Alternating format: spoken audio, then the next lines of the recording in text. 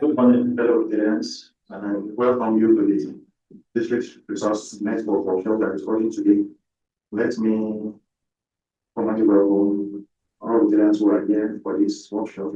I especially recognize the chairman of the National Service Committee of the District, First District Governor, is here, and the District Leader, First District Governor, I welcome you all to this workshop. The essence of bringing together we need to accept knowledge, right? Having global governance. We need to motivate our members and also how to carry out the process. And if you don't have knowledge, there is nothing you want to impart. Oh, so let me especially recognize Past District of North directly with online. Good morning, sir. You are welcome to this meeting, sir.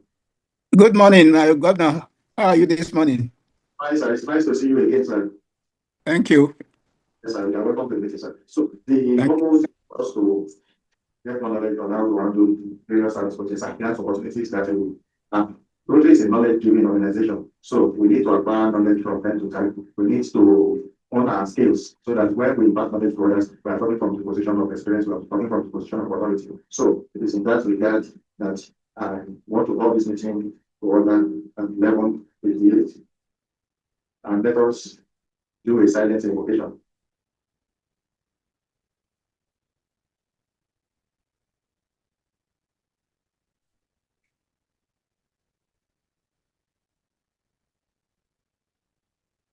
Thank you.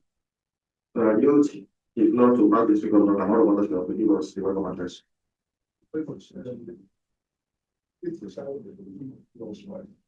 pre-function of the game because he has the program in the Instagram. So we have to wait for you just to emphasize the importance of this program. So may I see the committee using leaders this and fellow parents.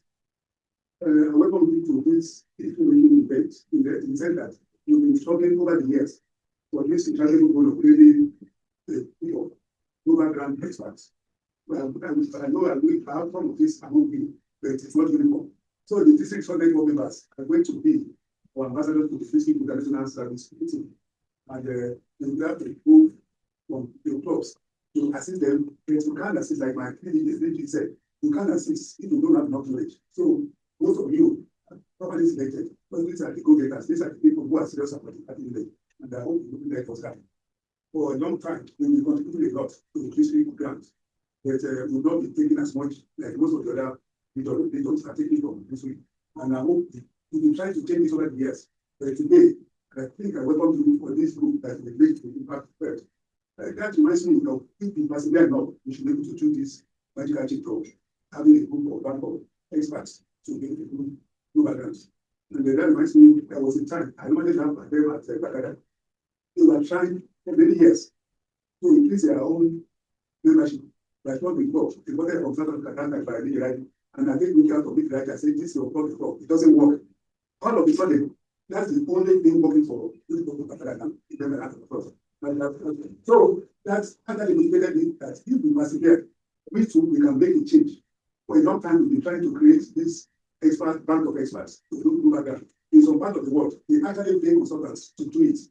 But here we have enough resources people who can help us to do it. So by the end of the day, I will involve most of the people who have had enough knowledge to within the next 2 months to be able to do right global ground.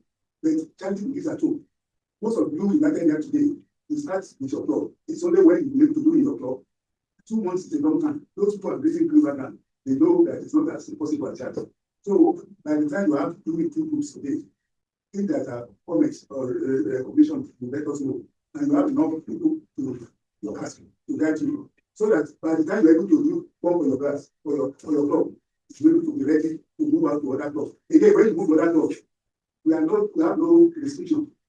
Some people have network to other clubs like the road around the place. They are the champion, so I'm just saying as an example, you go to the club where you have friends and things and assist them there. What is more important between now and the end of the year, go to here. The district, the DG, the district International Service Committee chairman, and the district foundation chair will be more accommodating, giving you opportunity to get to right new background. So when it comes to funding, it's also possible. And these are the things we really want to do. And I will need to welcome the nation that waited for you, but because he has a special role to play. It's one of the speakers talking very long. We see the essence of global grants. But more importantly, today you will see a lot of overlapping in the presentation. This is deliberate and it's meant for emphasis, so that we show you the importance of the whole that you actually hold on this project. So we give thought to the nation that India settle down. It's ready to settle down anytime. So we will talk to us about the essence of organizing projects. Thank you. Good morning. Hello, friends. I apologize for my listening. I'm going to manage to manage at the time that sorry, this one. The topic of my presentation is essence of service projects. Essentially, why do we need to have service projects? One question you will ask is why does Rotary exist? What was the original intention of the founders? Well, Harris lived lonely Chicago and thought it was good to have friends that could rely on. So they were primarily thinking of fellowship communities to exchange business and deal with who you can trust. But before they settled down fully into that and they were growing in numbers, they realized that they also needed to be relevant in their community. So quickly service came into the picture. And you will recall that the first project of that club was the comfort stations they built around Chicago. because and at that time, public toilets were not necessarily available. Maybe they were doing like in Lagos. And they realized that they needed to provide this. And the experience there was that most people who needed to relieve themselves, in public facilities, either would go to a restaurant, a supermarket. Naturally, they will also patronize those places. So it was, difficult for them to be allowed to do it. Eventually, they succeeded, and that was their first project. Now, as Rotary clubs, which have spread all over the world since then, we expect every club to grow. When a club grows, they say, out of the abundance of the heart, the mouth will speak. A club that is unhealthy, that is not growing, is not likely to have anything to offer anyone. So when your club grows, they expect you to use for your 40s, your time, talent, treasure, and thinking to serve your communities. And what makes a club to be healthy, in the first place? It begins with fulfilling the 4 elements of an effective club. And the 4 elements begins with membership. Retain your members and bring in more. That's the beginning of the abundance of the heart that will make the mouth speak. We are known as a membership organization that use SAPs. So when we are healthy, we are growing, we are strong as a club. We respect other things that fulfill those elements of an effective club. The next thing that you're able to carry out impactful projects in your community and communities abroad. You talk about communities abroad where you haven't eaten, how can you feed someone else? But that is part of what's expected of us. And then to support the Rotary Foundation through your contribution. And it is not enough to give, but also to support it by using the funds to support your service projects. So that means when the club has actually grown, is strong, then it should be able to do this. And that means it is the least expected of every club. Now we have many strong clubs that are not going beyond growing, that are not, touching their communities in sufficient ways to make it desired. Clubs do projects, small projects everywhere here and there. But what impact? What is the impact? Is it something that continues to serve? In other words, is it also sustainable? And when you carry out projects that truly make impact, and you let the world know, you're also building Rotary's image, and it becomes a tool therefore that attracts more people to join us. So the question I would ask you to is, as relatives of your club and ambassadors of the district to other clubs promoting progress, is your own club making an impact? Are you truly making a difference in your community? And that is why I have this paper, District Resource Network. To have this elite group, you can see we are only a few here. Not many people are chosen. And that means if you have been called here, you have a duty, not only to your club, but to the rest of the district, to be vehicles that promote clubs, in the direction of carrying out projects and making impacts. So you are the ones that expect to be the inspiration and to fill this back. Ask yourself, if your club ceases to function, will the community miss you? Indeed, if your club is only gathering, in your hotel and meeting every Tuesday or Wednesday or Saturday, and you don't touch your community, they won't even know you exist. That means if you are a club like that will cease to function, the community will not even notice. But if you are a club that is really making impact, people will ask when they don't see you, like something like every year, Ramadan, isn't it? Every year there is layer, so rams will come out. The year it doesn't come out, people will wonder what's happening there. And we always pray that let us be ones that are always forthcoming. So we also expect clubs to be forthcoming and to actually make impact that the community will know that they exist. But then statistics show that we are not doing enough. And that is where we're not making enough impact. So to fulfill this, we need to do better. We need to seek ways to do bigger, better, and bolder projects. And that is why you are here today. We know that bigger projects cost a lot more, isn't it? Now, there are many rich clubs that have money. The Great Club of Lagos, where my friend used to be, have money. They can carry out a project of 10 million naira. But what if you look at the situation where your 10 million can become 40 million? Where your 10 million can actually be split into 2 and you use 5 million to attract 40 million in 2 places. So you don't need to be there alone and struggling. You have the opportunity of the Rotary Foundation, which will make your money go for that, and you end up doing more. And that is the help that is available for us that we are not using enough. People tell us about what is happening in Ghana, what is happening in East Africa, and all that, how they do thousands of projects. But here in Nigeria, we're not doing enough. And it's not that we don't have the funds to attract bigger money, but we're just not reaching out. So everybody is happy enough to go to their meeting every week. And we need to look beyond that and actually use this tool to make us do bigger things, sustainable projects, and then make that next slide. So that is why Rotary Foundation comes to our rescue. Before I go on, I want a little help. Can anyone share with me how we get DDF? Because that's where the power is. But you'll be surprised that people in this elite group who may not be able to help us. Anyone? Yeah. I assume that the DDF from the money we pay to the foundation and those contributions that we make to the foundation and the one that comes back to the foundation, maybe 3 years after this period. Those are what we use for DDF. Okay, what we give to annual funds, that's all. Is invested, and 3 years later, half of it comes back to us as the district, and it's called half, about 50%, and it's called ETF. The remaining 50% is kept by the foundation, and that is what is put into the World Fund. So the World Fund contains 50% from districts all over the world, and that is the large pool of funds that we are asking us to tap into. When we continue to be complacent, other people who are working hard, finding partners, and moving forward, are taking advantage of the funds that you have there and funds of other districts. And that is the opportunity that is available to us that we need to use. So when we get DTF, it is where we get money to carry out district grants, global grants. Even when we had a disaster, we asked for disaster relief, the money will come from World Fund to help us. Other things like program of scale and so on and so forth. But next slide. So we know that district grants are meant for small projects, which will be educational purpose, humanitarian projects, as long as the activities are consistent with the mission of the Rotary Foundation. They are smaller projects, and typically when clubs apply at the end of the year, district committee puts the request together, and then they send one request to the foundation to allow us to take up to 50% of our DTF for small projects and different clubs that make some impact here and there. But then, this grant will allow us to do projects of 5 million, 4 million naira, and so on and so forth.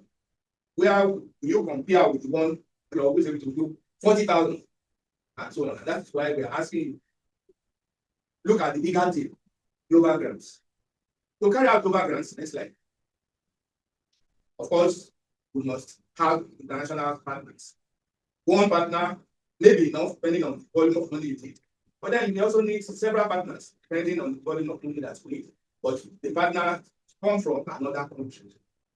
And to be able to put money together for global grants, funding will come from your club, funding will come from international partners, and then DDF is also added, which gets matching, and that is how the money becomes bigger. So you end up spending less, yet you achieve bigger, better, older projects. When you carry out global grants, it means it also opens you to the rest of the world, and that means you make new friends with international partnerships. And when you have done well with one project, like they say, one Pluton serves another. When you do well once, your partners will be happy to come back and deal with you again. But if you didn't do well first time, if you didn't report on time, or the money, nobody could explain how the money actually got spent, they will run away from you. But when you do well, they keep chasing you and asking you when next. Wait up. Like the Cleft Lip and Palate surgeries we just concluded. I was tired, I didn't feel like doing anything. But the partners were looking and kept asking, when are we coming back? So it means that when you get the opportunity to do these projects, you must do it well. And when you do it well, you are likely to get people wanting to partner with you again and again. When you also want to carry out global grants, you need to carry out needs assessment. And that means become better friends and closer with your community. And that will help to make greater impact eventually. That will promote sustainability and, of course, naturally, more visibility for Rotary. Next slide. So what do global grants for? Educational projects, health projects, water and sanitation, promotion of peace, poverty alleviation, and all the things that are under the areas of focus. And it's good to look at the area of focus much more deeper than we do, because every statement of that area of focus can evolve into so many things. It's a matter of how you look at it and the thinking that will put behind it. VTT will have global grants will also fund VTT, and that can help capacity building. Sometimes it's a combination of criteria projects and the VTT together, regarding scholarships, and so on and so forth. Various things that can be funded through the global grants. Next slide. And this just shows an example of a hypothetical situation for a grant, global grants, where the minimum cost of a global grant is $30,000. Anything that doesn't cost as much as $30,000 does not qualify. Now let's look at this situation where Rotary Club of Surulere South. Rotary Club of Surulere South. That is your age. has $2,000. And they have spoken with maybe a Rotary Club in Florida who have agreed to give $5,000. Each of those is referred to as cash, and there's no World Fund battle. Now, the district where the Florida Club belongs has agreed to give $10,000 DTF. From World Fund, you get 8,000, 80% of that DTF. So you see the power that lies in DTF. And then the 9112 also gives $5,000 DTF, and World Fund matches with 4,000. So the 2,000 brought forward by Surulere South is yielding a project of 34,000. But you have to be ready to do the work. Find the international partners, do the needs assessment, do the needs assessment first, of course, write proposals, find partners, and then get people who are ready to work with you. So that's the project. It's that hard work of finding the partners and being ready to do the paperwork. And the paperwork, yes, you apply online. To some people, it appears down to, but there's really nothing. But if you do needs assessment, you already have the ingredients. You have the budget, you have the community, you have what their needs are, what difference you want to make. And when you go online and you have the information, it's easy to complete the application. Every can tell you, every president date of my club. There was a project we wanted to do last year. I was asked to see in my office. And he came there. He started with his email address and all that as primary. And before you meet, I refused to make myself available. But in what 4 weeks, he completed the application. He's ready to start. And that is what we do in my club. There are about 7-8 people who, when you tap them from their sleep, can start the grants.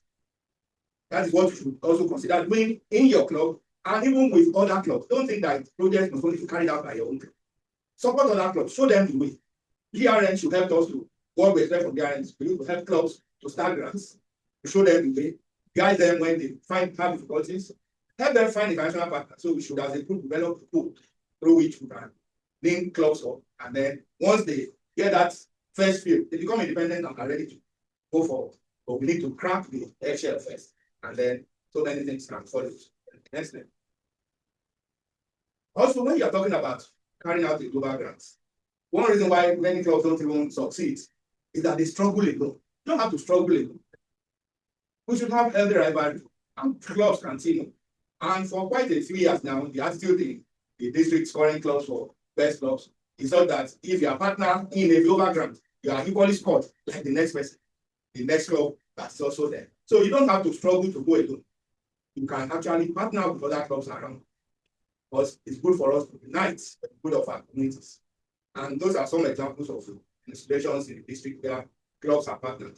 The global grant project on Clearfield, for instance, has 14 clubs from 2 districts, all getting ownership. There are 4 or 5 districts contributing DTF.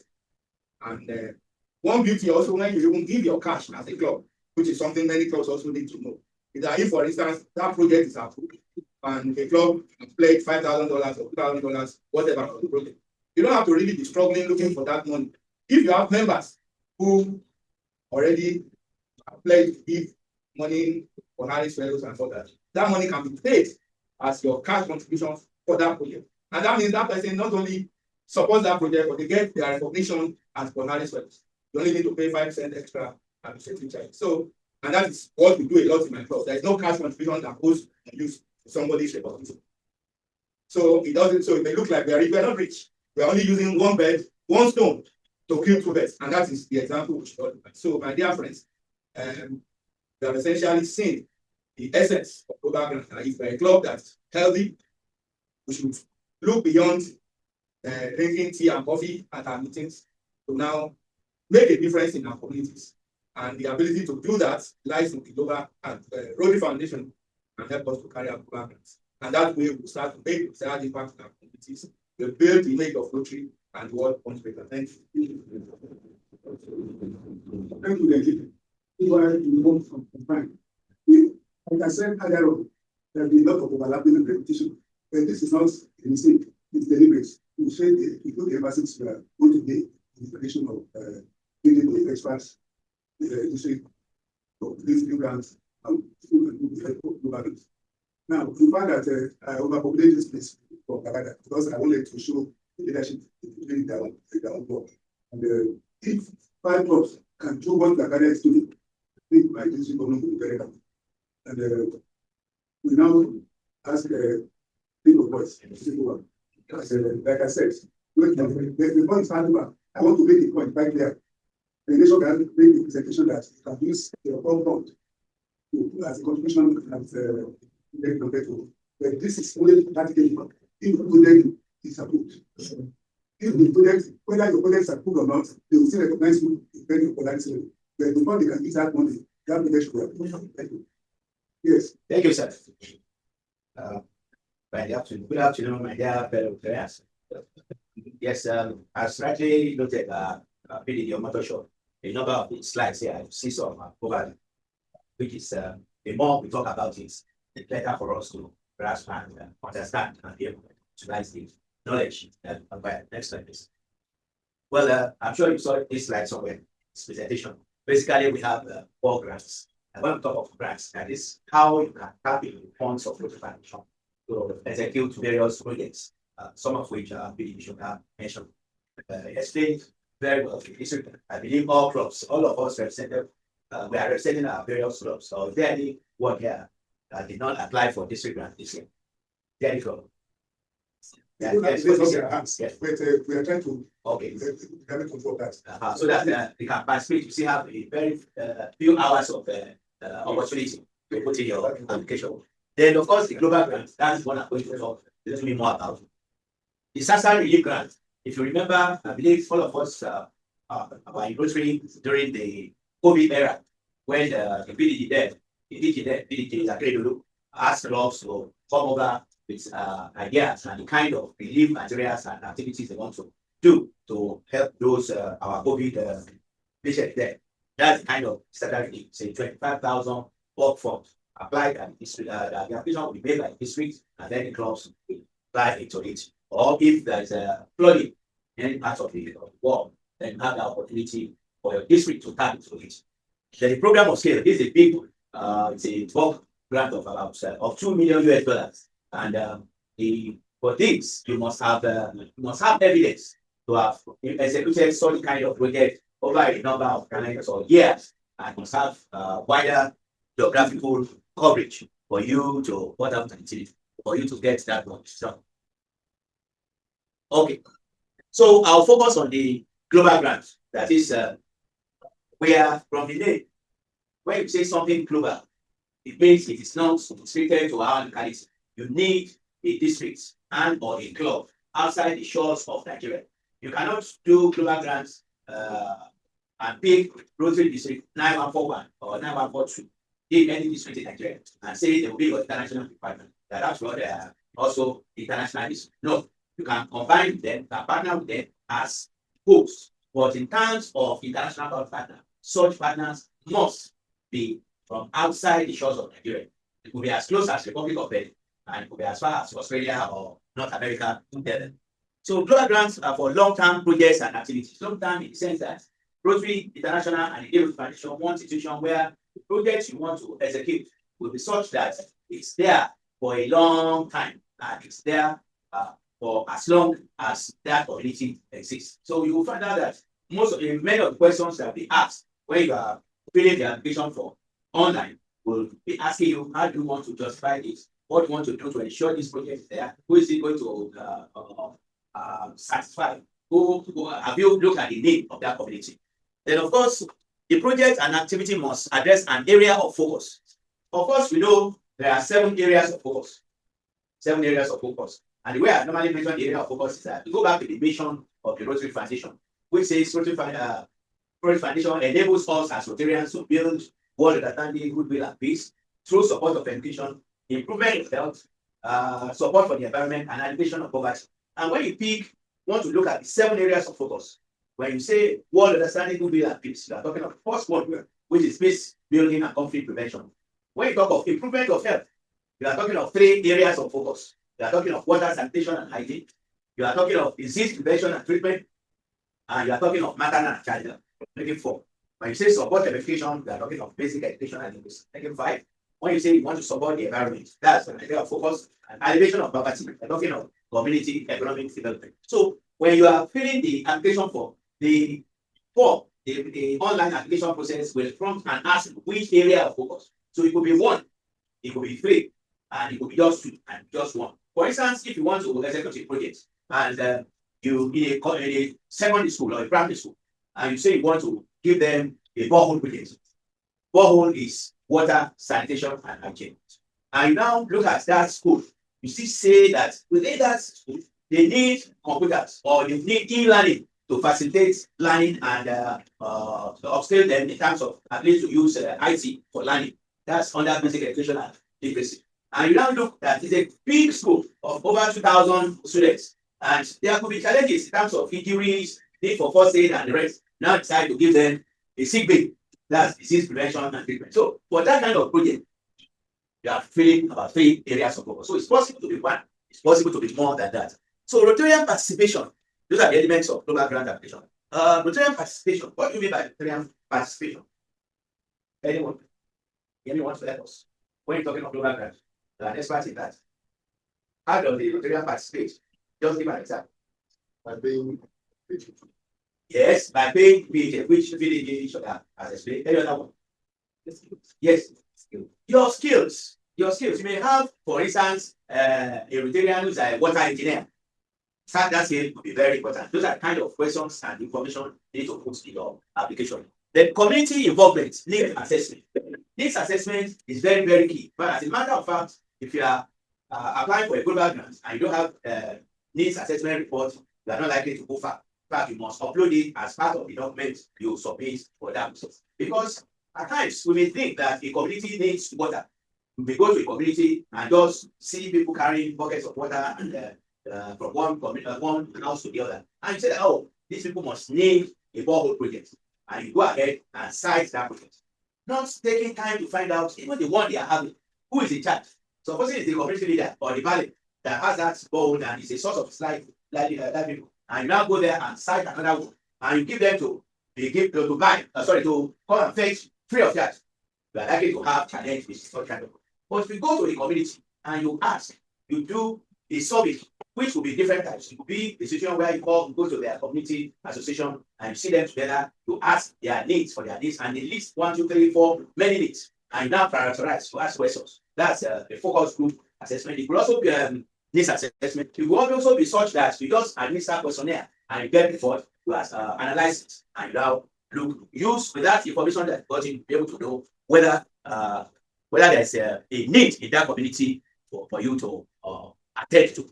Larger grants awards, unlike the district grant, which is just a little bit, a small flexible project.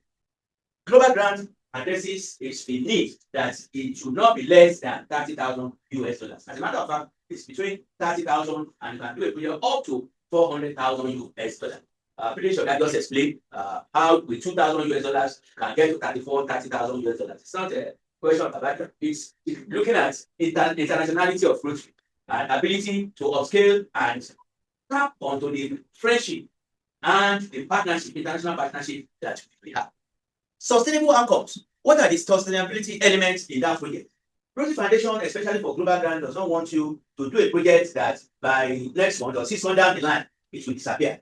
You have to justify and demonstrate in your application how you want to ensure that that project is sustainable. For instance, if you, let's take an example of a borehole project, they want to be sure that supposing the pumping machine down there gets spoiled, will the community come back and be asking Rotary Club of Ketu to come and buy that? So you must tell Rotary Foundation if some kind of situation happens, who is going to take charge? How will they get that project, the pumping machine back to ensure that project is there? If, for instance, you are talking of computer or e-learning for schools, you want to be sure that supposing light goes, what happens? So you must be able to demonstrate that either you have the intelligent sets or so those are the kind of things. And then, of course, when you are talking of e-learning at times, in fact, for most of the basic education projects, you must incorporate training aspects to the extent that you train those that are going to train those that use that. Those are the sustainability elements we're talking about. Then, of course, we'll look at it later. For global grants, it could be educational, it could be humanitarian, VTT, professional training. Our experts in that area is PhD, led some group of healthcare professionals, doctors, ophthalmic nurses, and ophthalmologists to India 2-3 years ago. That's an example of VTT, professional training team program. And then, of course, I've spoken about international partnership, which is where can you get such? Where can we get international partners? Because if you don't get that, you cannot move far. Where can we get international partners? From this room, we can get those that can lead us to get an international partner. International partners get it. One, when we go for Rotary International Convention, we should always have that practice of going before all the shopping list. What do I mean by shopping list? Shopping list is a small project that you want to discuss with your friends that you will meet when you are either in the house of friendship or you are in the breakout session or you are even on a cup of tea or beer and you have a Rotarian you are meeting for the first time, you be able to have it in hard copy and soft copy. And what you need to have there, the name or title of the project, who is how many people is going to attend to, what is the location, who are the primary contacts for that project, with workable and active email addresses and telephone numbers. Then, of course, the funding elements, just like an example of what BDG should have did, how much your club has, how much are you likely to get from your district, how much are you expecting for the international partner. So those are the kind of things that you must have when you are going for international convention. But it is not only international convention that can get international partners. We had the West African project here some 2-3 weeks ago in Lome. A number of clubs, I think Oyi Metro, yes, Oyi Metro was there, Bagada South, and some other clubs were there. So you should budget and encourage your club to budget for attendance at West Africa project fair. Luckily enough, for the next one, it's going to take place here in Lagos. District 91, 11, and 12 will be posted. And we have friends from Europe and America and Canada that have taken it as part of their own service to humanity to come to West Africa with funds that they have from their DDF and budgets over there to support various projects that we have in West Africa. So why not tap on it? So that's another way to get international partner. At times we have DG governor, district governor telling us that we are expecting some Rotarian friends on friendship exchange from India, from Turkey, from all over the world, even as close as the Republic of Benin. When you take them, when you come to your club, you share fellowship, drinks, and rest, you relate socially, but must also relate projectly. And how do you do that? By ensuring that when you hear that kind of thing, you have something that you readily available that you can take back and you follow up to communication there. Apart from that, we also have Rotary Youth Exchange. We send candidate students to either the short-term or the long-term exchange program. There was one, I think there's one even currently in the Germany or Brazil. I can't remember. If, for instance, is your club that is sponsoring that or that sponsor that child, so wherever the child has gone to, we also assist by giving that lady or the boy, when he or she is going, a proposal as to what kind of project your club can do with such clubs in those locations. And you can also get international partner by talking to some of the past governors. Every past governor, either current or past, has not less than 550 or thereabouts friends, colleagues, and there's a platform that you can tap to. You can also talk to the chairman of the Rotary Foundation, District Rotary Foundation Committee. He has friends and colleagues all over the world too. Some may be easy, some may be challenging, but no harm in trying. And of course, there is something we call Rotary Showcase on Rotary website or service project sites where you can post or go there and even look for ideas of the various projects that you can execute. Once you now get international partner, then the work is much easier. World fund matching, how does it work? PD Sugar has explained, incoming PDG, PAG, also explain what we understand by DDM. But note, for global grant, next slide, the minimum budget should not less than 30,000. Yeah. No, go back. Yes, yes. You see, this is the DDF. I deliberately bring this one out. This is the Rotary Foundation. So you could see that it's not only Rotarians that can contribute. Rotarians, individuals, non-Rotarians, clubs, districts, and organizations can support Rotary Foundation. And when you want to give, you can give into those three headings plus one here. I will explain. Plus one is that one where you donate it to a project that has a global grant number and you still get recognition. So all the funds that comes into the annual program fund is invested for 3 years. 3 years later, 50% stays with the work fund, less administrative expenses, and the balance of 50% comes back to the district as this is designated for less administrative expenses. It's about not up to 50%, and about 47.5%. Now, so and when that DDF comes, it is further divided into two. Some will be reserved up to 50% reserved for district grant. That is when the DG will ask all clubs to apply for such funds. And then the remaining 50% is kept So when Rotary Club of Surulere South or Ikoyi or anywhere says that, oh, my DG, my chair Rotary Foundation, I have a project, the Global Grant project, please, I need some funds for you to support us with. That's where you get the funds. And then, of course, you also have this from the World Fund. When you now have a DDF, this is where that fund comes just to get your projects going. Next slide. Yes, those are the 7 areas of focus. Next slide. These are examples of yes, of projects that are under the 7 areas of focus. Yes, for the peace building and conflict prevention, there are various projects you can do. You can even there is one that is going on. Sorry, there are 7 peace centers all over the world, managed and funded fully by Rotary Foundation and Rotary International. Disease prevention and treatment. The popular one. Quick conversation. Sorry about that. Yes. Is there anybody from HTC that they put in? You didn't come for land management seminar last night. Your club will not be qualified. So we learn them from them. HTC. BGC. Are you the only HTC? Yes, sir. What's up? Anyway, you are man of many parts. They follow Shina, big balls now. And whatever they do. Otherwise, your club is not qualified for it. You take the global grant, the district grant. This is called second chance. Second chance. It's the third self. More than the last. Are you also included? So please go. I didn't want to disturb you, but to enjoy yourself. So for the area of focus, disease prevention and treatment, I believe all of us have accredited as benefited or participated rather in the yearly Rotary Family Health programs. That's an area of focus under disease prevention and treatment. Water, sanitation, and hygiene, of course, we know it. Bagada, Rotary Club of Bagada South is an expert in water, sanitation, and hygiene in Ogoroshoki and Bagada community. And even somewhere, DHCC also. That's good. The maternal and child health, like donation of incubators and neonatal care equipment. But Rotary Club of Omolipol in there equipped the neonatal center he built using global grant for that purpose. Basic education and literacy, e-learning for school, we had that about 3 years ago, and you can still repeat that. Community economic development, that's the microcredit scheme, and there's one currently still on between Bagada South, and I think Ikorodu Metro. There's one in Ikorodu, there's one in Ososa. And then support for the environment is also there. Next one. Yes, just like PDG or Motor Shop requested some of our friends to go upstairs to participate in the grant management seminar. For you or for your Rotary Club or our district to participate in any Rotary Foundation grant program, to access the fund, you must qualify.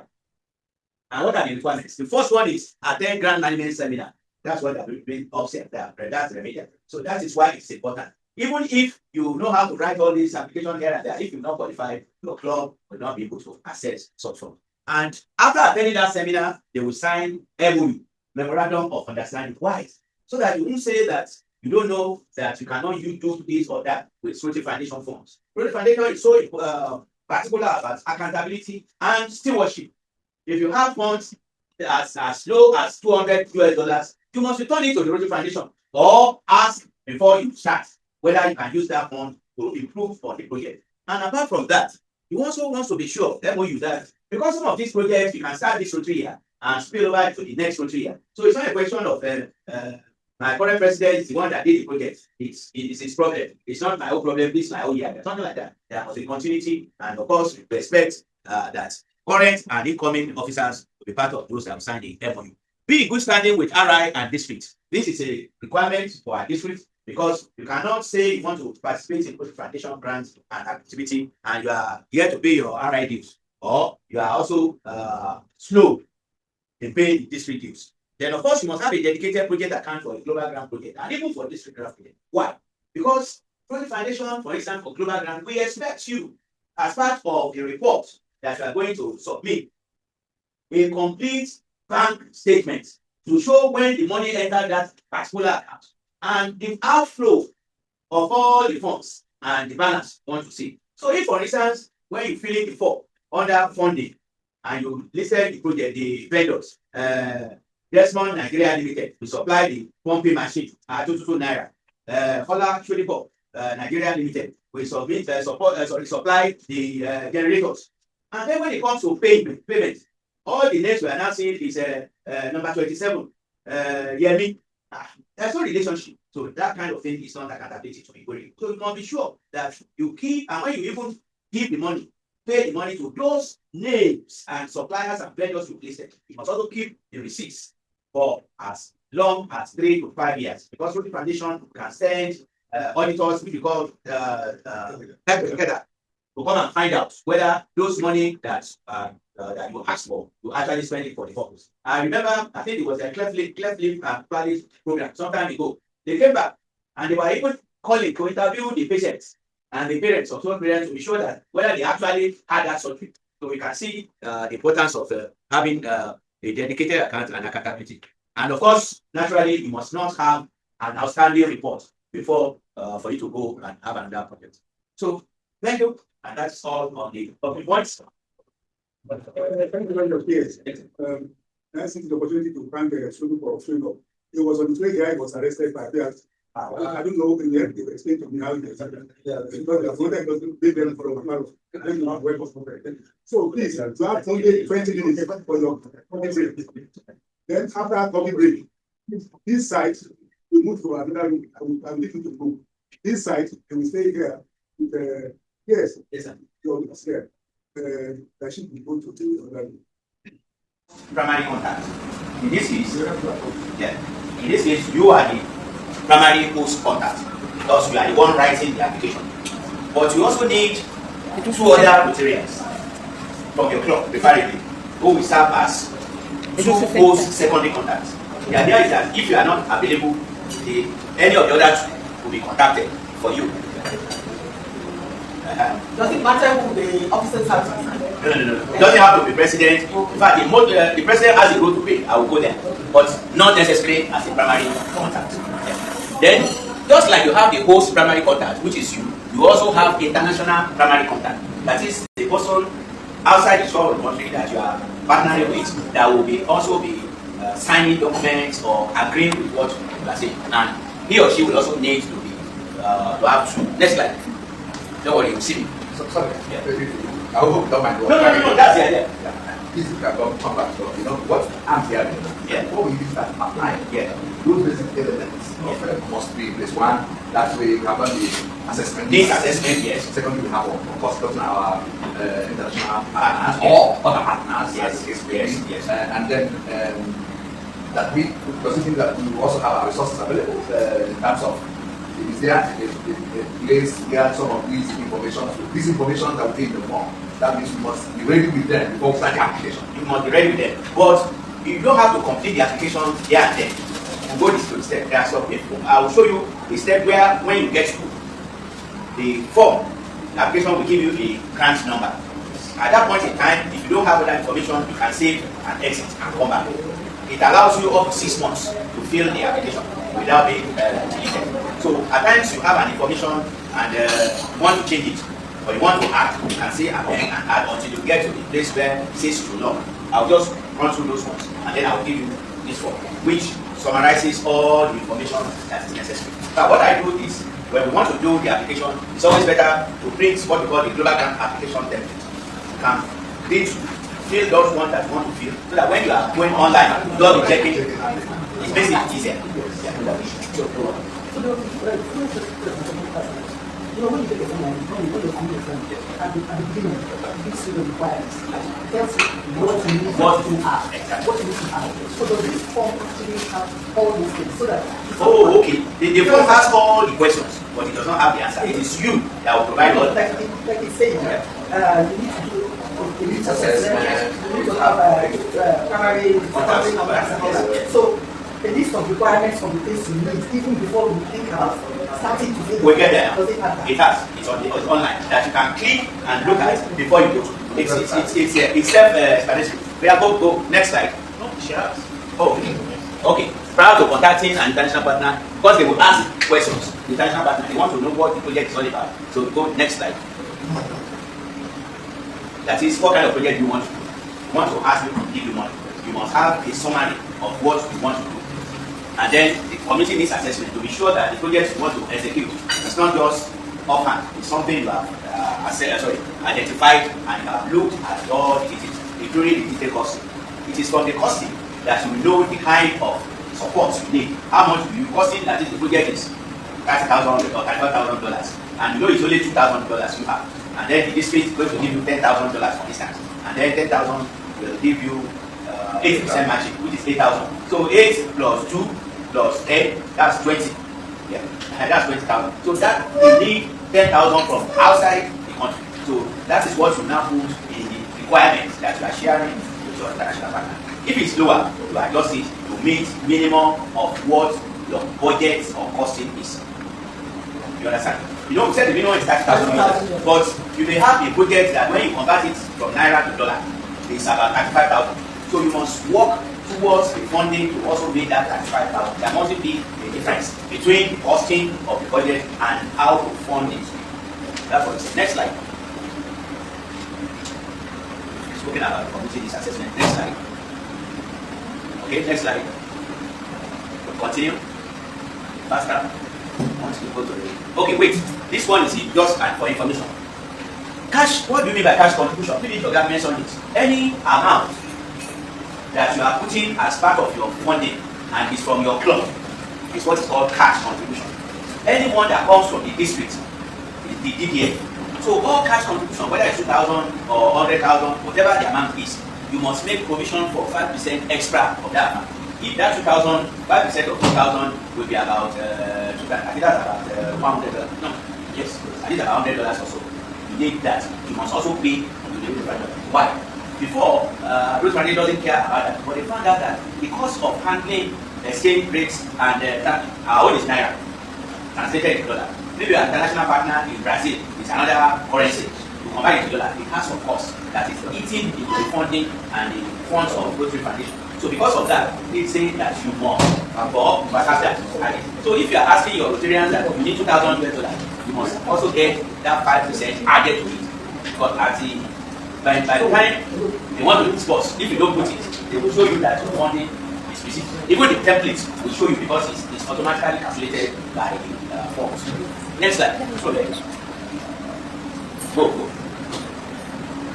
go. Next. This can be read. Let's go to the practical one. Okay.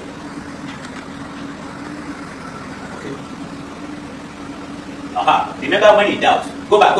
Remember when in doubt, consult your regional grant officer. They are ready. There is a provision for it on the forms. So who is the regional grant officer? I don't know the name, but once you click, they will answer. We have to go to the next one. This you can now go to my Rotary. Yes, go to my Rotary. I believe God have my Rotary account. You have. Yeah. Is there anybody who doesn't have a Rotary account? You have. Well, that's okay. Well, that's right there. I need to check my password. Oh, you don't have it now. You can't remember. That means it's long time. I always forget my password. And use a one that is okay. Usually your name, maybe your birthday or anniversary or. I usually use my children. Oh, okay. They order Placement, okay. And you can go there and say forget password. It will direct you back to what you need to do on your email address. Your email is active. You can do that now on your phone. It will direct you. Next slide. Yeah. You see, no, just stay there. You sign in to my Rotary. This is the dashboard of Rotary International website. Sign in to my Rotary. You see, this is self-explanatory. I copied this on the platform. Sign in into my Rotary.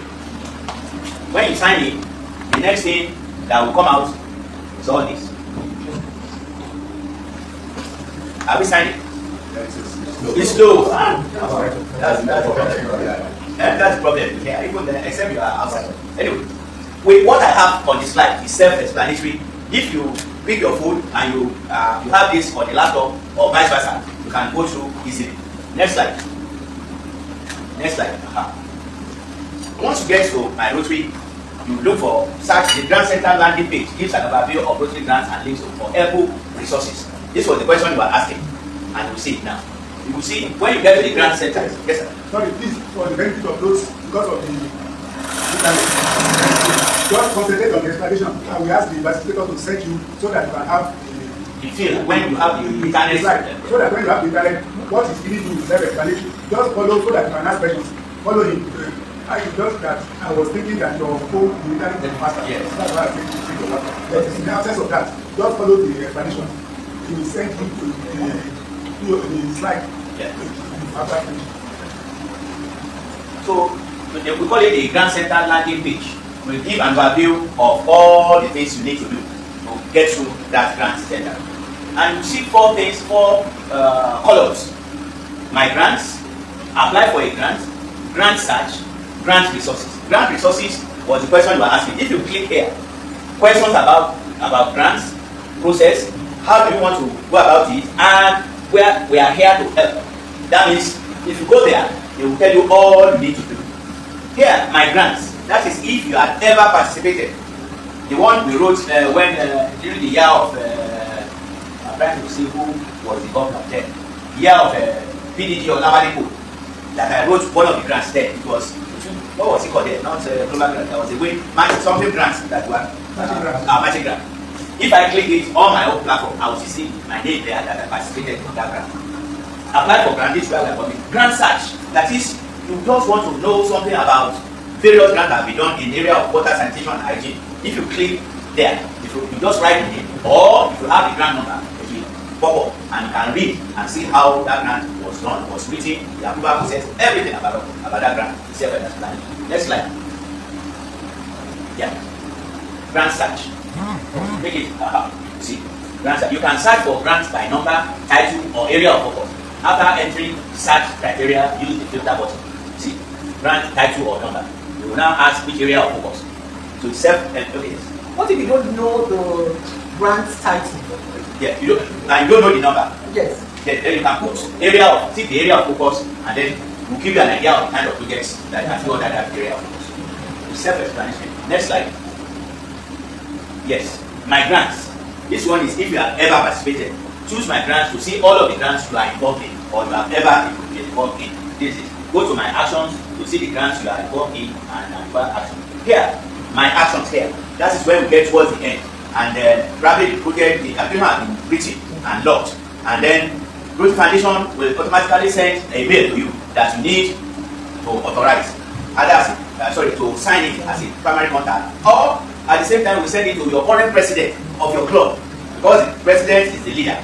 You will also send it to the district governor of your district and chairman of the Rotary Foundation. So if you are writing an application and they are not carrying along, that's the first stop for check and balances. That is. So it will now pop up and you say my action. That my action means you need to do something, either to authorize or the president of the club to authorize or the DG or the Rotary Foundation chair. Next slide.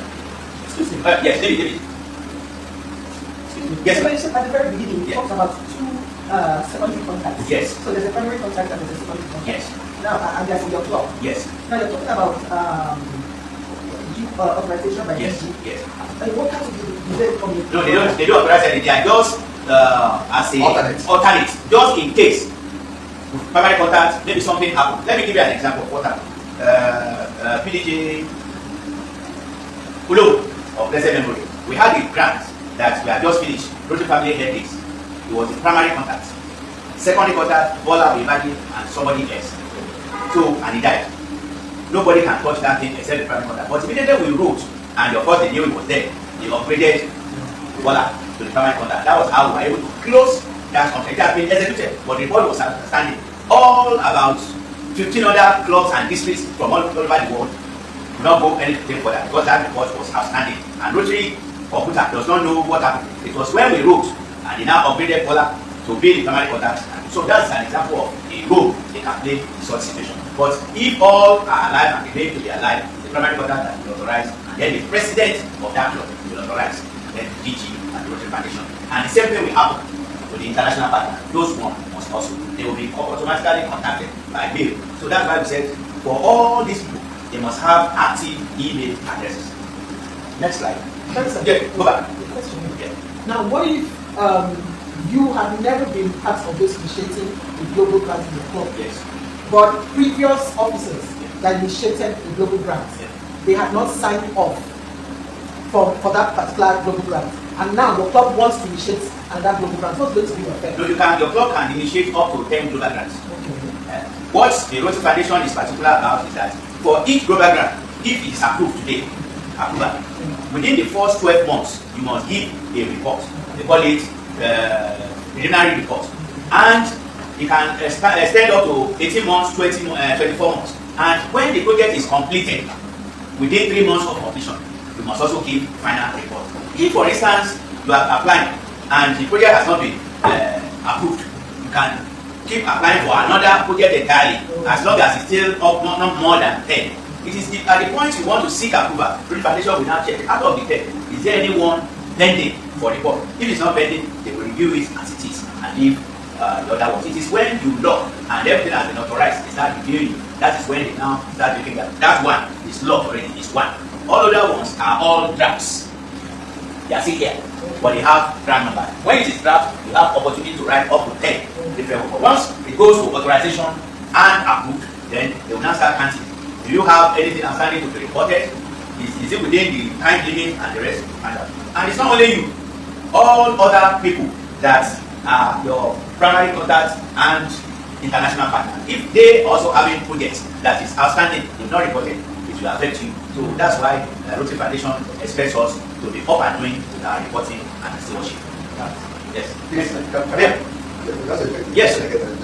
Now, in a scenario where a club in the previous year made an application. Yes. Now, the application now spans into another Rotary. Yes. And your president, the new president, says I'm not the president. And he said, well, this is a project that the club wants to do, and we are processing it. Because the president has a role to play in authorizing it. How do we go about that? In case there's a scenario like that. Yes, So don't worry about that. If the primary contact can still be operating, so the new president, whether he's interested in it or not, they will still give the primary contact. So when the new president now starts the president, that's why we have to give at the same time. But whoever that has been the primary contact, you will still continue to listen to that one. So, but the project cannot be consummated. That is cannot be. No, it doesn't have a right to deny it. Your new president can't stop. He can't stop it. He can't Because stop you it. already know the primary contact. The primary contact is what you're referring to. So when it comes to the whole club has a role to play. If the whole club say that they are still interested, then the new president has no basis. It's a reason to cooperate because it really affects the He must. And if on your likely head you have that kind of president, it's very easy. Just report to whoever is the governor. Yeah, because immediately he gets the prompting to authorize. The DG has Rotary Foundation chair. And then once the governor is authorizing, he will be seeing those who have not. Even from here and the other one. The Rotary Foundation chair will also be seeing who have not. They will prompt you that, okay, we will call the president. Please authorize this. Please authorize it, do this. So we will explain why. They say that the primary contact has stopped money or not. So it's not a question that it's not my interest. It was not even the one that initiated it in the first instance. So his role is because he's the president to ensure that is it project of Rotary Club of VIPs? Yes, it is. And you are the club president there. He knows that by that end of if he leaves, somebody else is there. And the credit is even to for him in his year that I also did project like this tax. So it's easy and as easy as that to get around that kind of challenge of difficult president. Next slide. Thank you for this feedback. Yes. But in particular that Yes. It didn't work out. I'll just give you my own experience. Yes. So we decided to do a project in Natal. Yeah. And as a matter of fact, it was two doctors first who became our members. And they are the Natal yes, the football and it was in we started the program. But when our new president came in, he said, that the football one is not cooperating, I'm not interested in that. We talk about that later. Yes.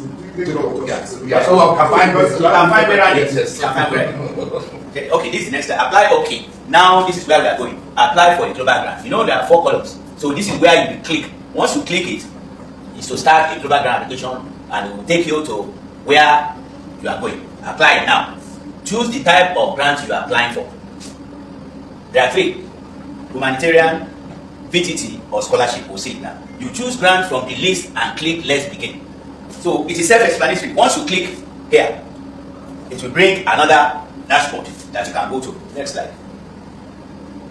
Next. Right, so, question, sir. Yeah. Okay, so we've been talking about global grants and all that, Yeah. and I think so far the emphasis from what I've been seeing Yeah. in our districts Yeah. is global grants and scholarships. Yeah, I've not district really heard grants. about district grants. I've not really heard about humanitarian No, projects. we'll get that. All the programs within the areas of are mostly humanitarian projects. Oh. Yeah, you will see it now. Next slide. Basic information. Let me give you this. Where's the other one? Okay, can share. You see that the first question is basic information.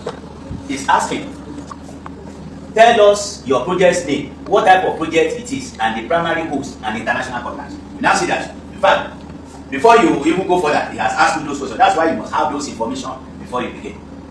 So you enter all those information. What's the name of your project? You tell them, sinking of a borehole project in Ikeja community. What type of project are you planning? Is it, you can see your question now. A humanitarian project, vocational training, or scholarship. Those are the types. All those ones within the 7 areas of focus, they are all humanitarian projects. Vocational training team was like the one I mentioned soon, where a group of professionals, either here or abroad, will go to, okay, maybe from here, professionals in the area of eye, a doctor, an ophthalmic nurse, and an attendant, with Solo as the leader, went to India to acquire knowledge as to how to work within that area. And having acquired that knowledge, they now came back to Nigeria to practice what they have learned. That is what vocational training is all about. Okay, so that means that, sorry, sir, that means that we can put together a team from here. Yes. Take them out to do a specific type of professional training. Yes. Then bring them Back to come and step down. train the trainer for all other things. That's what you want. So that's that. And the same thing can happen. They can leave India or US and come and train us here too. And it's fully furnished, including flight tickets, everything there. And when they get there, they will stay with Rotarians. All the activities will be covered. That's when you mark, you take vocational training. But for all other things in other areas of focus, you pick humanitarian projects or scholarship. If, for instance, there is an opportunity for a student that wants to go for masters in whatever, we don't do it here. We don't sponsor here. Maybe just a little bit, 1,000, 2,000, and not 5,000 that we do in Nigeria, because instead of spending all the money to give the student scholarship, we prefer to do this, which is for a larger people. But it's possible. At times we have some districts abroad that Nigerians, people will go on site and they search and they get. But they will now ask him or her that since you are from Nigeria, you are from Lagos, okay, go and get a Rotary club or a Rotary district in Lagos to be your host.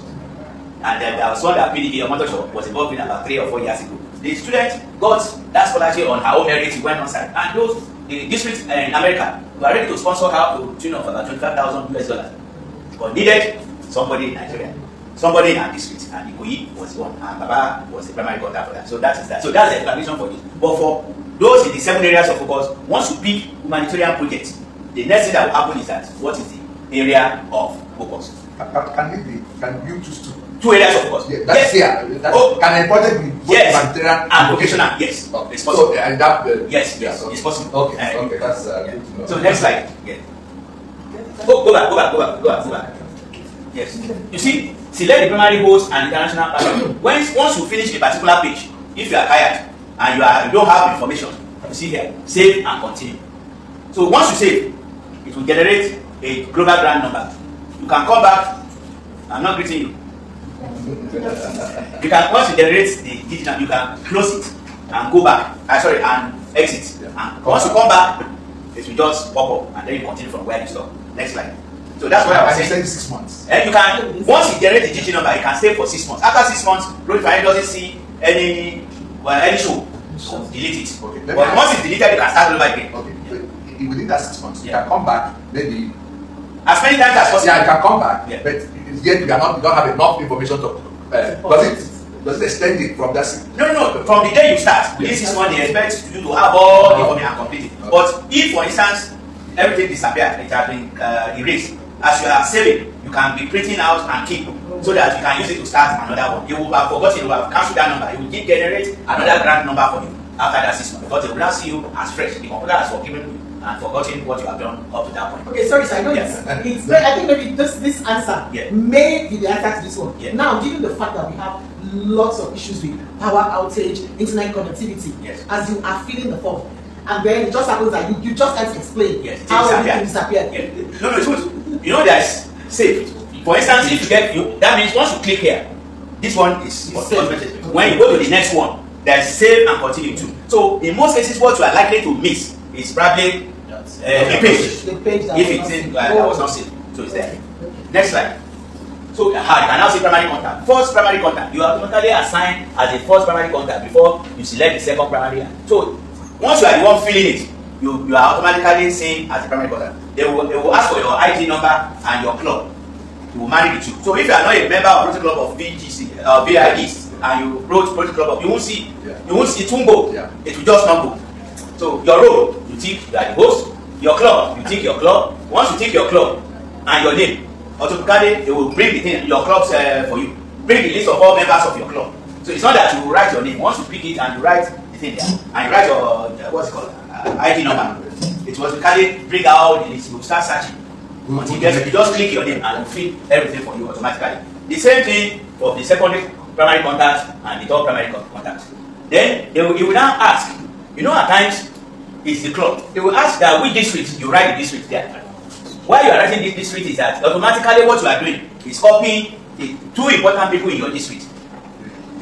Once you put 9112 here, they will copy current district governor and current Rotary Foundation man. So he knows, he won't talk, he will just be waiting, watching everything. So when he gets to him, and you have not told him you need DDF and you put a figure there, automatically he will tell him, he will not say, madam, or I say, what happened? You've not told us, although this money is available, or this money is not available, you ask for 10,000, we can't give you 10,000, it's only 7 that is left, we'll give you 65, and then you go back and readjust your funding. Let's go. Sorry, sir. Yes. The issue of the Rotary Club there. No, go back.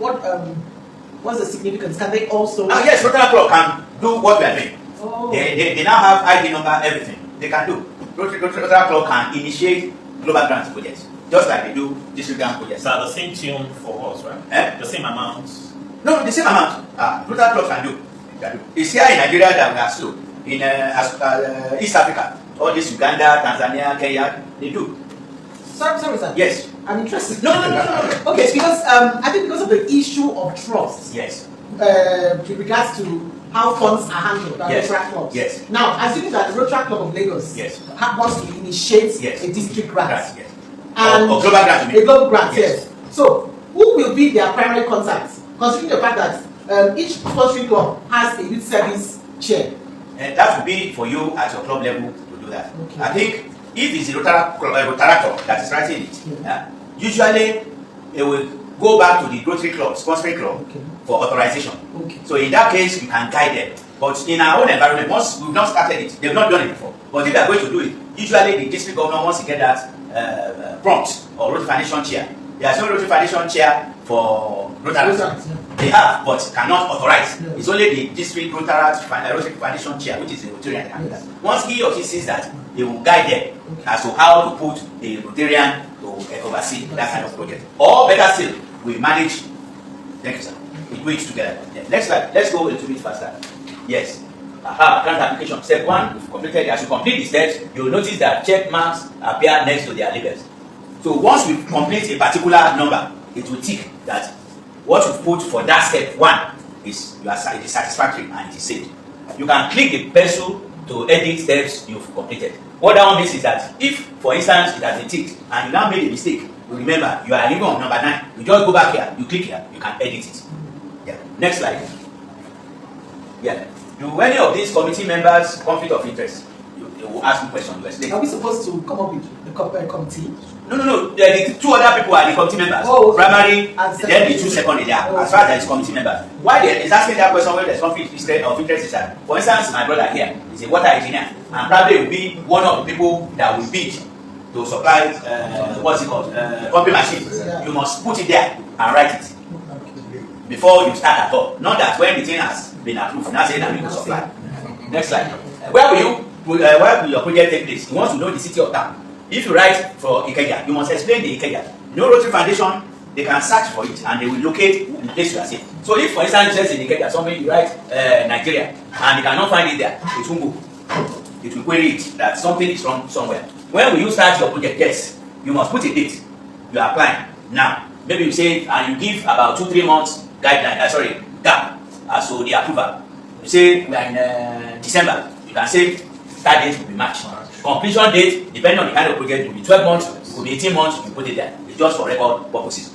The end date, when the project is approved, automatically Rotary Foundation platform will give you query if at the end date they don't say what they call progress report. That's the essence. And we block all other application that has to do with the primary contacts and the secondary contacts and the districts. So reporting is very important. Next. So, sir, if the end date, we are not yet done with the project. Yes. But I can. No. What is important is that report. the end date, end date. If you are not done, you give what we call progress report. Even if it's just to say that we have just be able to tick the four, we are so. That's it. Rotary Foundation is satisfied. They want to be sure you have the project. Next slide. Who will serve on the grant? We've explained that. Next slide. Next.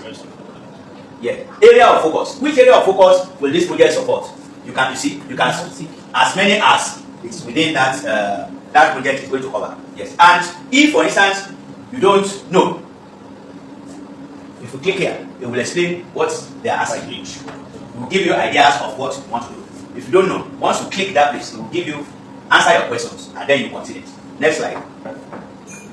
Step 5. Next. What happened?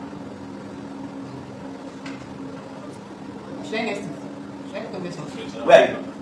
Okay. That which one is that? Monitoring and evaluation. Oh, monitoring and evaluation. Yes, they want to know about sustainability. The questions are self-explanatory. If they ask a question and you don't understand, click the question. How they measure for basic education and literacy? No, remove that. Okay. Yeah. Humanitarian project. Okay. We pass here. Oh, location and dates. We've explained this. Continue. Next. That should be step 7. Yes, participants. Cooperating organization optional. For instance, if like the family ND program, at times Federal Ministry of Health and Coca-Cola participate, you put their participation there. And they will ask you a question here that what is the level of their participation? It's not that Rotary Foundation funds will be used and they will now claim it. I must explain. List any other partner that will participate in the project. Maybe you have donation from First Bank, you list everything and the role. Will such participation be in cash or it can be measured in kind? It could be cash. In fact, most likely it could be cash. Or if it is kind, maybe they give you material. Listen there. Rotary Foundation will not bother much on that. But once it is cash, there is a question that you have to answer. Volunteer travel is optional. If, for instance, you have to travel, maybe your secondary host abroad wants to come back, wants to come to here to site to find out, you can put it there. Up to some amount they can use to travel here. Next slide. Rotary participant. Describe the role that host sponsors will have in this project. You are the host. You explain everything. If it's not detailed enough, when you submit, they will come and ask questions. Describe the role the international sponsor will explain. Mostly, they will provide the funds and assist in giving professional advice or skills for this kind of project. You write, yes, you write as much as you can write. When you submit and it's not clear, they will ask you specific questions. Sorry to stop. We're talking about international sponsor. Yeah. When we get the money for the grants, Yeah. are we to spend it all over here, or because they are our international sponsor, we have to give them some also? No, It has to be just. Let me explain. At times, there are some projects. For instance, if you are going to do cleft lip surgery, some of those equipments they are going to use, they were bought in America and brought to Nigeria. When you get to the funding, there are some ways they will ask questions. All this money, which one are the international partners going to spend? If you want them to bring some of those equipment, you make provision for it. There's a question for it. But if everything is local, then their whole role is just supportive and advisory. You understand? It's possible. So that means them being our international sponsor, that means they don't get anything out of the global grant. No, they don't get as in for them. All the money, the location is Nigeria. But you need some of the equipment from abroad. Although Rotary Foundation expects you to buy as much as possible here, maybe they are specialized equipment like the one for cleft lips. They will ask you because they don't want issue with exchange rates, everything. They will say, okay, for this one, how much is the amount? And they will extract it from the total fund and make the split easily when you want to disburse the funds. So it's possible for the project to be 100% more money spent here. It's possible for the money to be split. Yes. Sorry. Yes. No. And Yeah. maybe what you're thinking about is whether monies go into anybody's, Because- any individual's hands. Because It doesn't. as we are in Nigeria, Yes. if I secure another club in Cotonou, Yes, in the yes, Republic, yes. there are also people who need funding, yes? Yes. But then they also contribute money, Money. international partners. Yes. That means will spend everything here in Nigeria. Yes. And that, okay, that's not confirmed. They spend all the money there. They also yes, what is in Nigeria. They always just sponsor. Sponsor, and then they support. So to take care of what your example, I'll give you a club's example. Good Project Club of Kutonupa, we do a project here in Nigeria this year. 2 years time, we do another one there. So we do that. So then by that time we call it like a twin club. So, yeah. Yes, next one. Budget, yes. Once you are writing your budget, if you write it in local currency, automatically it converts for you at the exchange rate at the time you are applying. That does not mean it's the same exchange rate you get when you are disbursing. They always use the date you are applying is the RI rate for that date that will come up. Which number are we? 8. Number 8. Budget.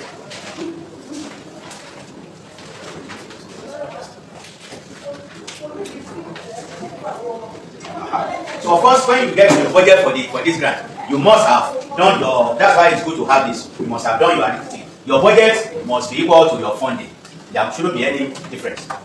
Once there's a difference, the application will not proceed because it will be flagged and say, go and correct this. The budget is this, or the funding is this. Go and adjust. Automatically, you have to do that. Yes. Okay, when you after getting the grant, yes, during execution, yeah, project implementation, yeah, you find out that you have spent more, yeah, than what you actually budgeted for the project. No, you don't do that. When you get the money eventually, you do what you call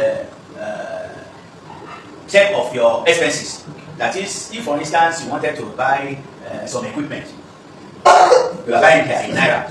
You budgeted that it's now 20. It was 20 naira then. Now it's 22 naira. Project Foundation will not give you additional.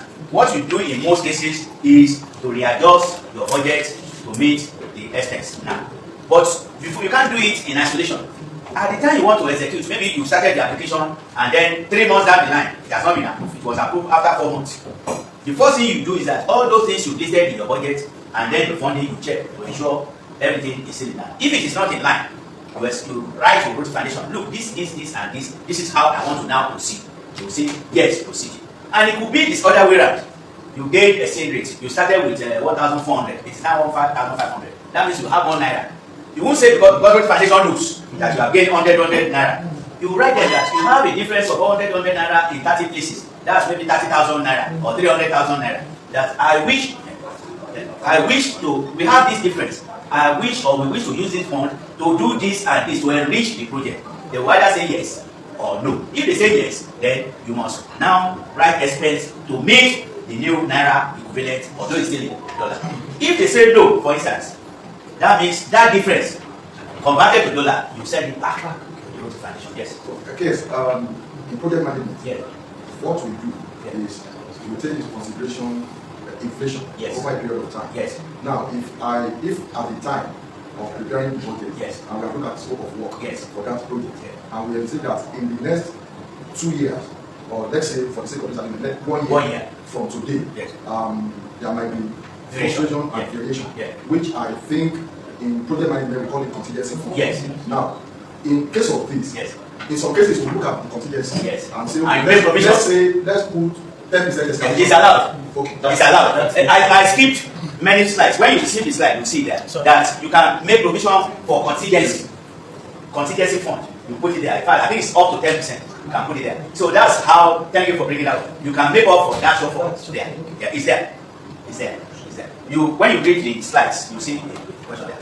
You hear a ringtone for what? Our IT person. Because of the way it's switched off, the audio is affected the audio. So fail to detect your microphone. We don't need microphone. No, the audio. People online will be.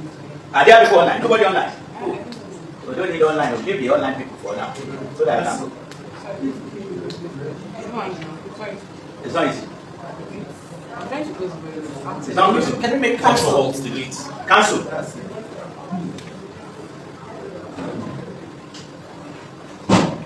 It's not going. Okay, sir. Launch already. I know. Let me just have 8. So if you see, look at the budget. What is the budget for this grant? That's when you have to look at. You can look at that slide. See what kind of supplier. Is it supplier or whatever? This tab under category. This tab. If you click it, it will tell you explain everything. description, pumping machine or whatever, supply, the name, low cost in local currency. Once you put this cost, it will automatically convert to dollars. So when you now add the total here, if it's $34,000, when you get to total budget, once you get to here, this same total must be the same total here. That's what. So you now say funding, source, club, cash, amount, support. You know this support, put star is the 5%. Put the amount there, we will convert it for you. Source, DDF, district 9110, amount. Source, DDF, district 97 America, amount. All this will be in DDF, in dollar, because it's it involves both international. Here we started from Naira, but we convert it for us. But here, because he knows it's international. So the total here and the total here must be equal. So see, whichever cash is contributed to the foundation to help fund an additional 5% is applied to help cover the cost of processing these funds. Clubs and districts can receive for that was what the DG was saying. So all money can be used for the project and at the same time and the donors recognition. So it's not there. So how much work fund money would you like to use on this project? The answer will be there for you. Yeah. Once you put it there, it will be adding, and tell you how much. You bring it out, you put the figure there. So you don't need to crack your brain. It's just for you to fill it automatically to generate the duration. So if you now look at it that, look, this one is supposed to be 20, and I'm getting 25. That means your budget or your funding will tell you what to do. Then sustainability. You are talking of projects provide long-term solutions to community problems, solutions that community members themselves can support after the grant funding ends. What they say is that, like I explained, that who is going to buy the pumping machine next for it, or this one is going to pay for it. That's what they say. So they will now ask you questions based on that. Describe the community needs that your project will address. People have been walking or trekking 1 kilometer, 3 kilometers to fetch water. This will now bring the water to less than 5 minutes trek for their environment. That's one. By so doing, the issue of waterborne diseases will be eliminated. Those are the kind of answers that's it. How did your project team identify these needs? Through community needs assessment. We ensure you add a report for that. How were members of the benefiting community involved in finding solutions? Still your community needs assessment. Tell them that, for instance, you went to the community, you put them together and you ask them for their needs. They identify 3 areas of need and based on prioritization, you pick the water or project you want to see. How were community members involved in planning projects? They were the one that gave you the site, yes sir. They were the one that provided the site that you want to do. They were the one that gave you the youth or youth that will protect the things like that that will enrich the sustainability of the project. Who were community members involved in planning the project? Chairman, community development association, the youth, whatever. You list all the people involved. You know what they are asking there? What you put here must be in line with what your community needs assessment report says. If you put it there, they won't qualify you. But by the time they are reviewing it, they will now look at it and say, what you said. So they read all these things and marry this together. The question they are asking in number 8. Number 1, if it differs, then they pick it and query it in the review process. Humanitarian projects, project implementation, do not include steps related to fundraising. They don't want to apply or reporting. They don't need that. Summarize each step of the project implementation. They want to know how you want to you go to the site, inform your committee, you go to the site, you procure this, you want step-by-step activity of what you want to do, just to be sure everything is in shape. Then, please describe the training. This one is important. If, for instance, on water sanitation and hygiene, you want to see training on how to maintain a healthy environment. If it's education, they want to see how you train the people about how to use those e-learning equipment, and not to see. They want to know who are the consultants that trained you. At times they will ask you to put the CV of consultant that you use. So at times they will ask you when you say it, they will now send their card that is the standard training module that you must do for each project. Once you click, you bring out all this. So it is self-explanatory. I think we have 1, 2, 3, 4. I will get 2 more copies. So you can take this along to practice. Budget, we've spoken about it. Further budget. Then you can give it to experts. Let me go to Okudua. Tell her there are 5 people. 5, sorry. That you make 3 more copies of this. 3 more copies of this. So unfortunately, thank God at least we are able to see some things. But the slide is such that it started all the questions you asked about, I think that was the question you asked about contingency. Is there how to handle it, how to budget for contingency or miscellaneous? We won't call it miscellaneous, we call it contingency. How to budget for training, everything. Very detailed in Word format before you now see all these step-by-step activity of what happens when you are online. So I normally advise that you start with this. Fill all those questions, first of all, and before you go online. Once you go online and you are tired, each page, you saw it, on your left lower portion, say, save and continue. So even if you are continuing, you save first. And if you save and you don't want to continue, once you put it there, once you log in again, it automatically takes you there. And you can continue to edit. When you now get to authorize, before you get to authorization, it will say, review everything and log. Once you are declaring content and you click review, satisfied, and you now log, you cannot open it again. If you have issue, you can only open it when all the authorization have been done and they reviewed it to have questions. But if you now, after logging, you now remember there's something wrong, you send mail to Rotary Foundation, then they open it for you to go and make your amendment. The reason is that once it is logged, it has been sent to people that will review. And going back to adjust when it's being reviewed is doing the tool, and Rotary Foundation doesn't want that. So it makes that easy for each and every one of us. I wish us well, and of course. So you can review your questions later. There's going to be a call for questions. Whatever questions you want to review, the time is already on now. Okay. So we are here. We'll continue to review and make it pass. Thank you. Next.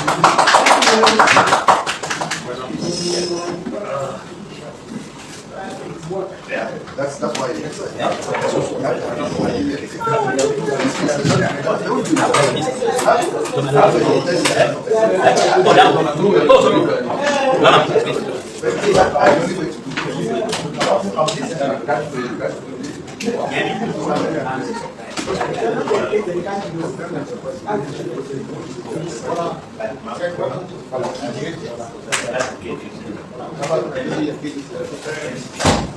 Sorry, we have a slight break in transmission. The audio is lost, so we haven't connected over there. I think why can't I start all over? Yeah, we started. Start it.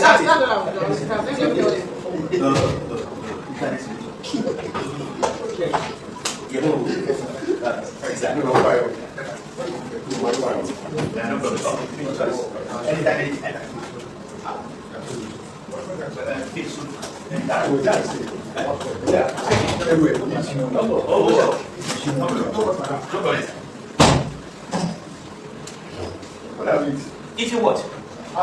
As an elder, you don't eat. You eat once a week. No, you told me that. It's enough. Two quick representation very good. Can you answer? Yes. Let's I was you don't have any problem.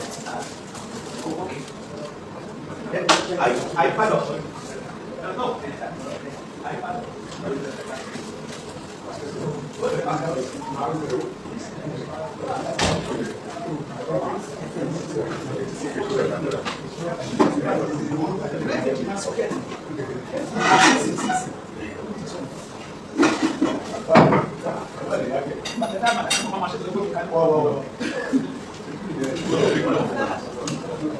Okay, it's raining. Practical session. Are we okay now? No, I just want to start.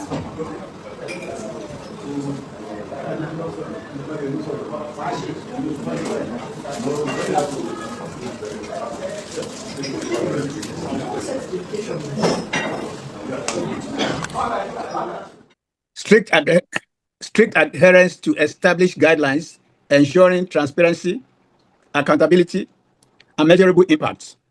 Understanding these requirements from the onset prevents complications during reporting. Key compliance areas are financial transparency and accuracy, 2, adherence to approved project scope, 3, timely reporting submissions, and 4, ethical implementation standards. If you maintain this compliance throughout your project, you will ensure continued eligibility for future Rotary funding. Of course, you also strengthen your club's relationship with your international partners.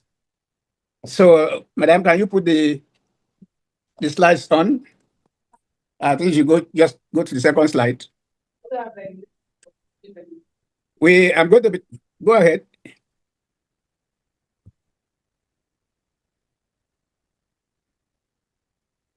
I think she's having problem.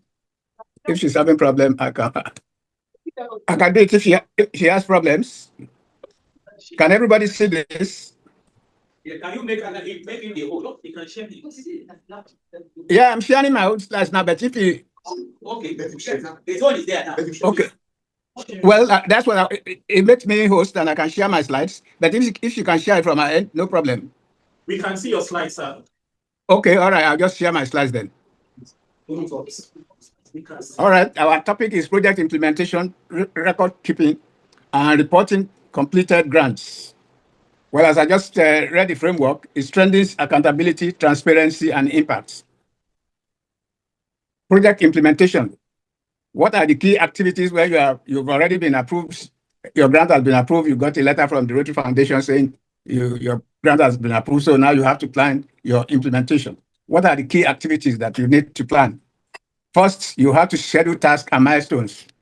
You have to have a plan. What are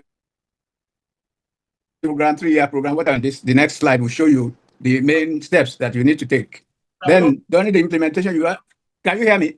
Yes, we lost for a minute, sir. I don't know. Maybe I should take my video off, but can you hear me now? Yes, sir. Yes, we can see you. Okay. So, can you hear me? Yes, sir. Yes, yes. Okay. Okay. So the last one is you have to track your progress and make adjustments. I mean, if you have a year program, you have to track how are you doing the first 6 months, next 9 months, and the end of the program. So you have to track your progress. Then, what are the requirements for you to start implementing the project? What will it involve? One, you have to translate the plan, the global grant that you have asked the Rotary Foundation to approve, and they have approved. So you have to translate that into plan. We are going to tackle malaria and malnutrition in mothers and children, just to give an example of the project Rotary Bogada is implementing now. So we have to now start to say, yes, what are our requirements for translating that plan into action? What do we need to do? We need to buy drugs, we need to train people, we need to do outreaches, we need to have social media campaign. So you have to translate that into action. You have to coordinate people. In fact, you need, for a project like ours that spans 3 states, you need to have committees in each state to be able to coordinate the project. So whatever your project is, you need coordinate people to be able to implement them. Of course, you have to monitor progress and work quality. Of course, your committee, excuse me, your committee will monitor how you are progressing. It's a 1-year program, and with your initial plan, are you going according to plan? Also, managing risk and making adjustments. You expect that during the implementation, you have challenges. There's no point, there's no gainsaying, you have to have challenges. You must be prepared for that, and hopefully to resolve it as quickly as possible. Ensuring accountability at every stage. We are going to be talking about this accountability for a long time within this project because financial accountability to the Rotary Foundation is key. If you mess up with the funds, your club may be suspended. The host contact person may also be suspended from Rotary. We have had instances of even a past governor being suspended for 5 years for mismanaging funds. So what are the key success factors? If it's a major project like ours, that is a big project, you can hire a project manager, in which case it's a paid staff. But that does not relieve the host contact person of the financial responsibility for the project. Your project manager, if he messes up, that's your problem. The Rotary Foundation will not bother about him. But the person who is the host contact person has the responsibility to manage the finances, manage the project, correspond with the international partners and the Rotary Foundation, answer all questions about the project. But for you to be able to implement the project easily, you can have a project manager, like we have a project manager, a paid project manager. We had a paid accountant, a paid office assistant, because the project allows for it. If you know that you will need those people from the start when you are designing your global grant, you will also have put that in your funding and your financing. You need to hold monthly or quarterly coordinating meetings. The committee may have to come and brief the club so people can ask questions about the progress. If it's a one station club, a project like ours that spans 3 states, we have to have coordinating meeting with the state coordinators so we know what is going on, what the problems are. Good, these days you can hold your meetings online, so you don't have to spend money holding the meetings. You need to resolve the challenges through collaborative problem solving. You should sit down at your meetings if there are issues anywhere for you to resolve them. You need to document lessons learned for future projects. You document the lessons you're learning from the project, from implementing the projects. For instance, in our tackling malaria and malnutrition, we have found that community birth attendants play a major role in the child delivery. So we have asked Rotary Foundation to allow us to spend some money training them and giving them some medication. So that's something we learned, even though we try to implement it immediately, but our future project is also going to be on those lessons that we have learned. So that is very important. But I also must mention here that you cannot change the scope of your project without approval from the Rotary Foundation. If you envisage that, oh, well, we want to do this, or we're going to change the scope, you have to get the approval of the Rotary Foundation. Right. Monitoring and supervision. You have to continuously monitor your projects. I don't know if you are drilling a well, for instance, maybe you give it to a contractor. You must have Rotarians to go supervise the projects continuously, because that is key, because you are accountable for the funds that have been given to you. The same regular field visits, like in our projects, tackling malaria and malnutrition, we go to the primary health centers, try to look at their books. For instance, we found in one primary health center that they falsify records. Maybe they tested 20 people for malaria and 10 were positive, but they want to look good. They will say only 5 are positive. So you find those such things. If you pay regular field visits, you discover if there are any discrepancies that will impact your project. You must also track your own performance. How are you doing? You have said you finished the project in 1 year. After 6 months, how are you doing? You have to measure your performance. How have you done? Have you been able to do half of what is required for that project? You also must verify resource use. The resource includes the funds. Are you using the funds adequately for the portion of the project you have done so far? If you have just 6 months away, have you done, is the remaining funds sufficient to complete the project? So there's a need for you to check your resources against your performance. If you know of delays, you can ask the Rotary Foundation if you need extension.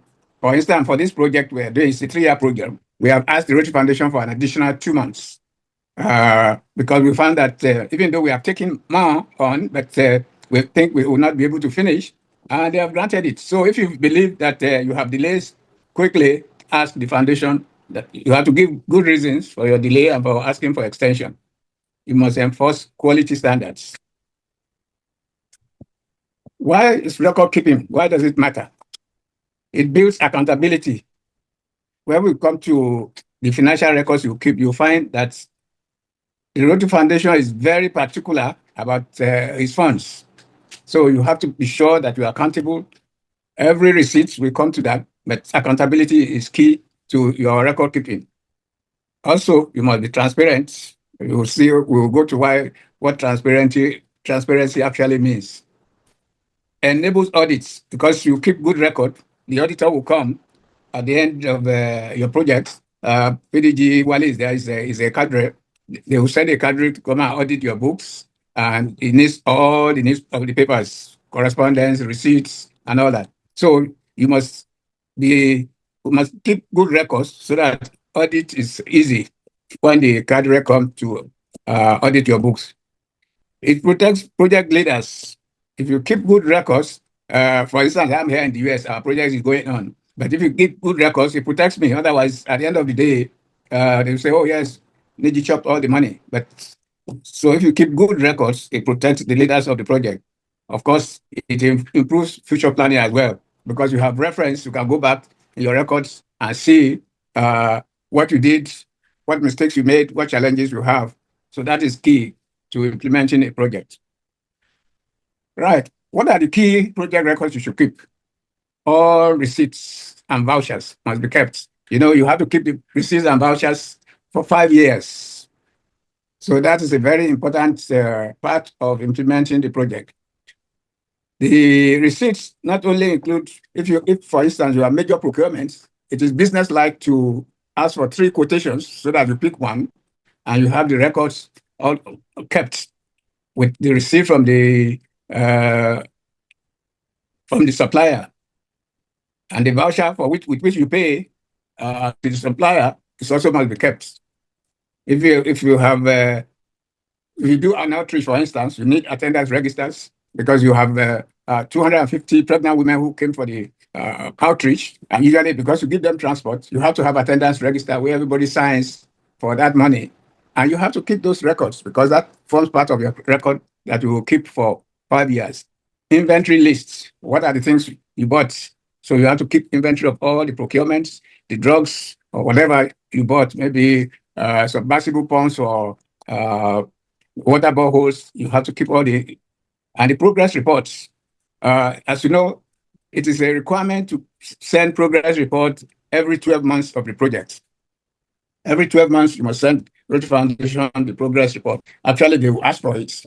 And at the end of your project, 2 months after the project has ended, you will supply a final report. For instance, for our 3-year program, we're going to submit reports every 12 months. And at the end of the project, after 2 months, we have to submit the final report. Also, it is key that you have photographs and videos of the project. But in taking photographs, and many of these we have overlooked for many years, there is data protection laws in Nigeria and everywhere in the world. We need, when we take photographs of people that we are going to put in our records, and maybe we also send to Rotary Foundation and to our international partners, it is important that you give them a consent letter, a consent form to sign that, yes, you can use my photograph for publications. Otherwise, though we are very slack in our country, we don't really bother.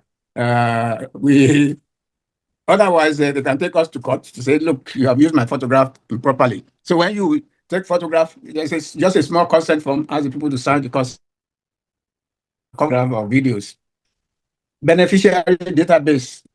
How many people have benefited from what the project you are doing? You have trained 2,400 health workers, or you have provided 600 rapid diagnostic tests. You know, all those beneficial database, how many pregnant women have been immunized or have given IPT, you have to have that. And all correspondence files, you must keep all of them because those are part of the report that you are going to submit to the Rotary Foundation. Yes, this is a critical part of implementing the project, financial documentation.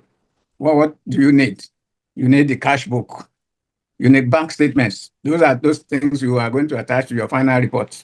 Even your progress reports, the 12-monthly reports. Even if it's going to be a 3-month project, you still need to attach your bank statements. Payment approvals. You must have a system, just it's business-like. You have a system in a project, for instance, if a project manager raises a voucher or raises procurement, it has to pass through our coordinator, and then sent to me for approval. So I have to review it and approve. So you have to have all those approvals in your documentation. Budget and expense tracking. This is also key. That during the implementation, you must track your budgets. You cannot overspend any budget. If for any reason you need to overspend a budget, or you want to buy some funds from one budget to the other, you need the Rotary Foundation approval before you even start to move the money from one budget item to the other. So it is important that you track your budget to see that you are still within the budget allocation for a specific item. If it's required for good reasons that you will need funds from another item or even additional funds, you can ask the Rotary Foundation. Even though, as you know, our destiny is in charge of so many countries, so many districts that many times it takes months to get a response. You must also give financial summaries where you say, this is the budget, this is how much we have spent, this is the variance and explain why the variance either plus or minus negative. You can explain the variance. Asset management is also key. You have to have your equipment register. What are the equipments that we have bought? Have to register of them, how much they cost, the supplier, and all that. And then distribution register. For instance, in our project, we have 15,000, excuse me, 15,000 insecticide mosquito nets, and we distributed to 3 states. So we have to have a list. We gave your state 8,000, Lagos State 3,000. We have to have those distribution registers. So anybody who comes to look at our books will say, yes, these are the number that went to this so and so. And we also mandated the local government that when they issue it out to primary health center, they also say, yes, we give Ibadan East 20 or 50 mosquito nets. So we have registers to account for the 15,000 mosquito nets. Maintenance records as well. If your project requires maintenance, you must also show the maintenance records. Storage logs. For instance, we have a small store in our office, so we know what is in the store. And if, for instance, anybody moves anything, we know how many of those items are moved out. If there are change of staff and you hand over documents to one or the other person, you must have those documents if you change staff during the implementation of the project. Right. Project reporting framework.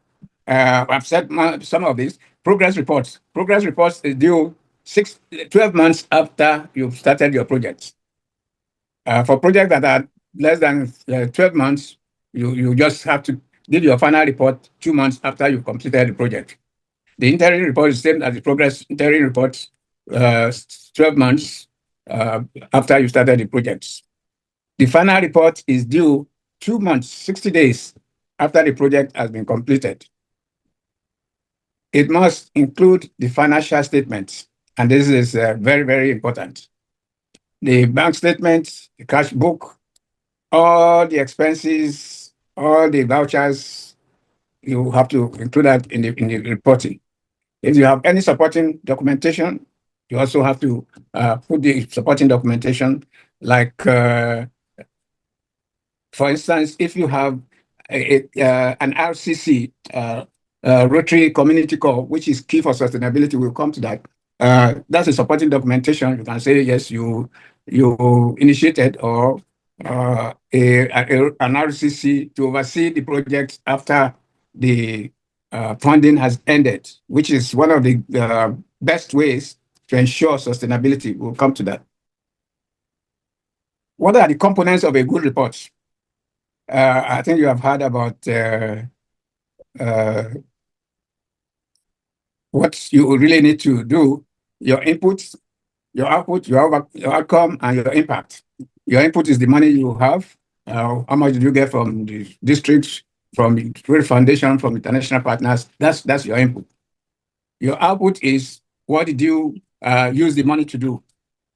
Oh, we trained 600 health workers. And your outcome is, for instance, 600 pregnant women deliver safely in the health center. And what will be the impacts? That in the 3 months or 3 years of this program, 25%, we have reduced malaria prevalence by 25%. That will be the outcome. So you find in your report, you must put the challenges there. What are the challenges you face? How did you solve it?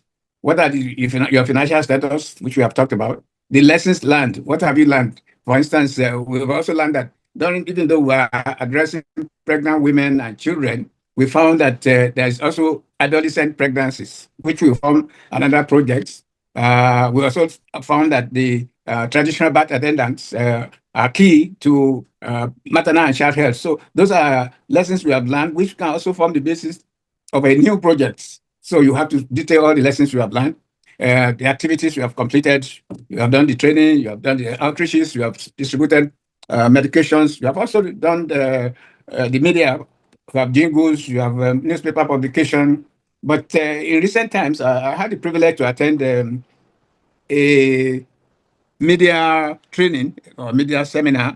It's a Zoom media seminar. And I was very surprised that many times, according to them, and I agree with them, that we don't report properly when we put things on media, social media, or even in public space. We usually start with we say we inoculated or gave 500 pregnant women IPTs to prevent malaria for the child and for the mother. And they said that doesn't catch people. It's better to have said, oh, Rotary has saved 500 mothers from maternal death. And then on that, then we say, we did train healthcare workers to look after them. We train them how to use IPT during pregnancies. We give them mosquito nets so that they don't have mosquito bites. We taught them breastfeeding. We also taught them help babies breathe. Things like that makes a lot of impact. So these are also things that we must learn when we report our projects. And the impact photos, as I've said, you must keep the photos that you show the impact. Beneficiary feedback is also part of what you should put in your reports. Ask the ministries, the local governments, the individuals, what do you feel about this program? What have you benefited from this program? And that will form part of the report you're going to send to the Rotary Foundation. Because people say, oh, yes, we've learned so much. Oh, yes, the number of people coming to primary health centers now has increased.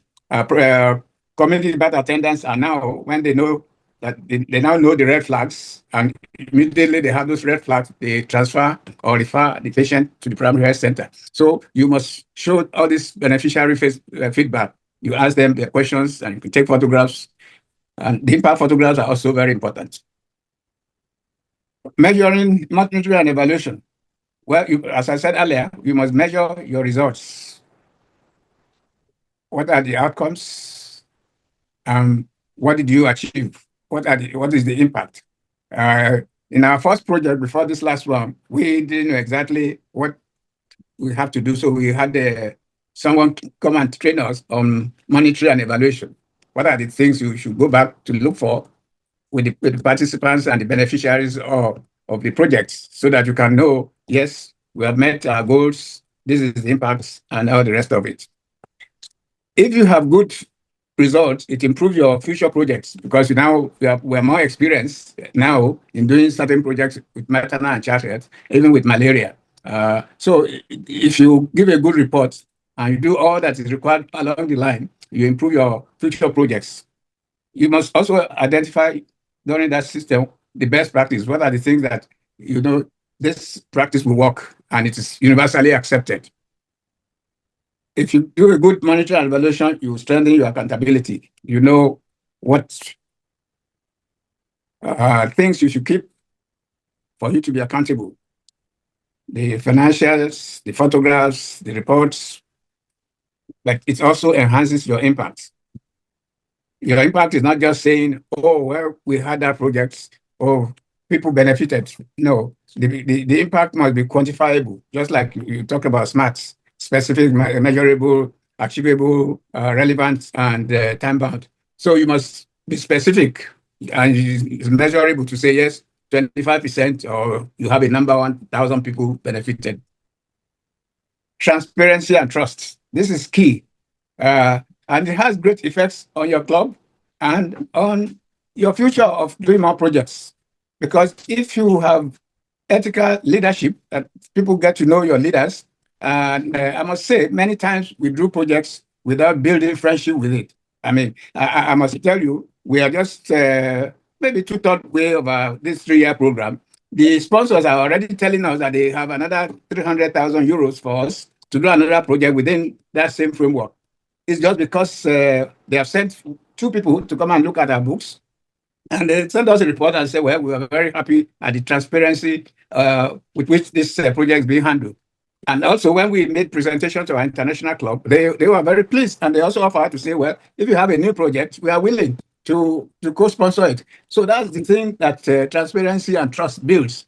If you build transparency, people will trust you and they will be willing to deal with you. But that means that you must have consistent documentation, you must have responsible stewardship, you must build trust through transparency and open financial records with clear reporting. If you have that, you are good to go, and the chances that your international partner will be willing to do more projects with you project sustainability. You know, I'm sure when you fill the form this morning, you see a portion there which asks you, how are you going to sustain this project?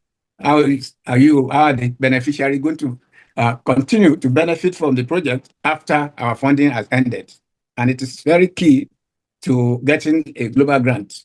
And when you are implementing your projects, you must bear in mind that you must put in place systems and organizations to ensure that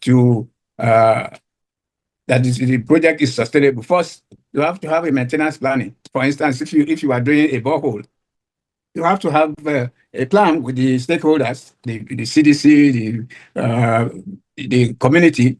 How are they going to maintain the system? Maybe they will be charging each home 1,000 naira every month, which they will keep in case the submersible pump fails. They have money to replace or repair it. And this is where formation of a RCC, Rotary Community Core, becomes very important. Because if you form a community core within a project area, they have responsibility to continue to maintain the project. And a community core can start with only 10 people.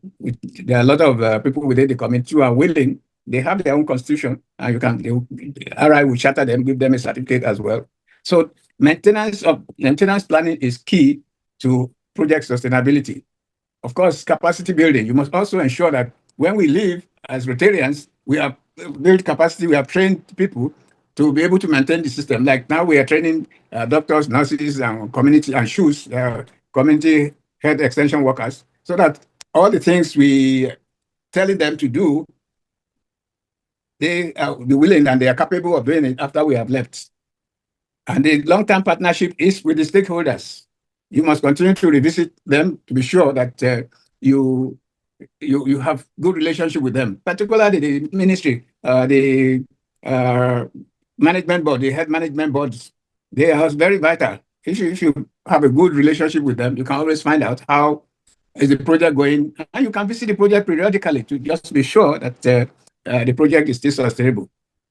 Of course, that will ensure the sustainability. Of course, to be sustainable, like I've said earlier, you must train the beneficiaries. They must understand how to use the system.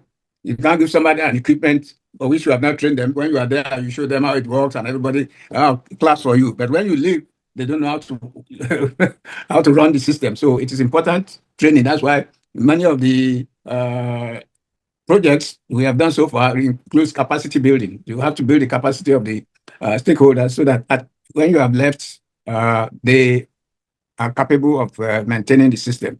Of course, the community ownership is key.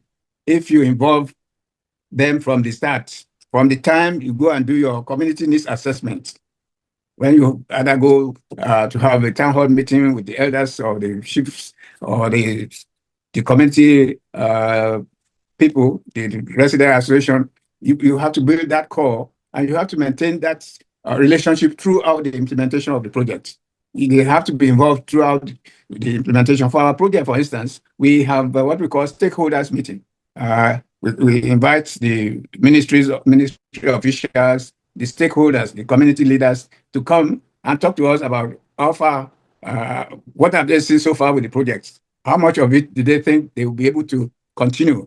Our last stakeholders meeting in Abeokuta, we actually asked the Ministry of Health of each of the states to give a written commitment that, look, at the end of this project, they will be able to sustain it. They will provide resources for testing malaria, providing MOU tapes to test malnutrition in children, provide nutrients. You know, in fact, in Oyo State, they are going to build a nutrient factory. They had one before. Now they have committed to building one. The same with the Ogun State.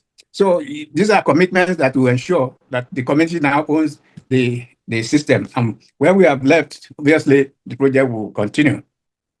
What are the common pitfalls to avoid in poor documentation? Late reporting. If you report late, it may jeopardize your subsequent application. So you must meet those deadlines to report. If you have reasons to be late, ask the foundation. They're very understanding and they let you go. Weak monitoring. I mean, you are doing a project and you don't really monitor it. It's only at the end you want to put a report and you find quite a number of things are missing.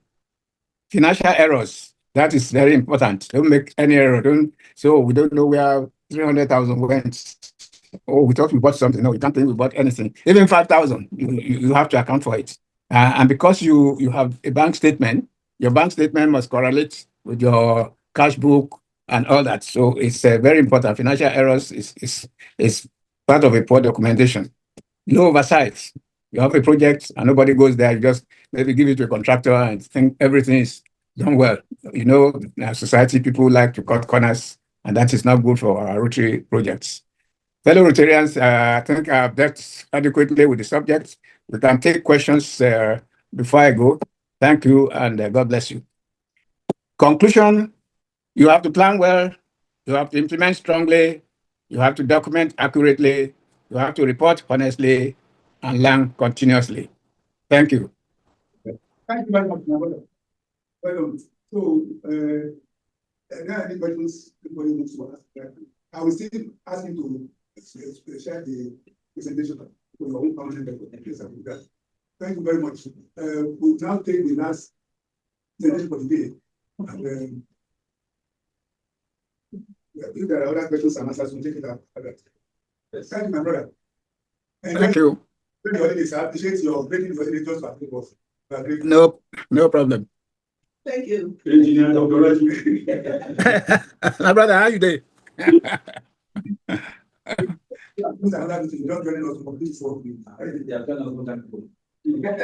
No, I'm going to the beach. Thank you. So we're going to, like I said earlier, have an apology for repetitions. My brother here will give us the last presentation of the day. Why global grants put it for when we did it? We have said that they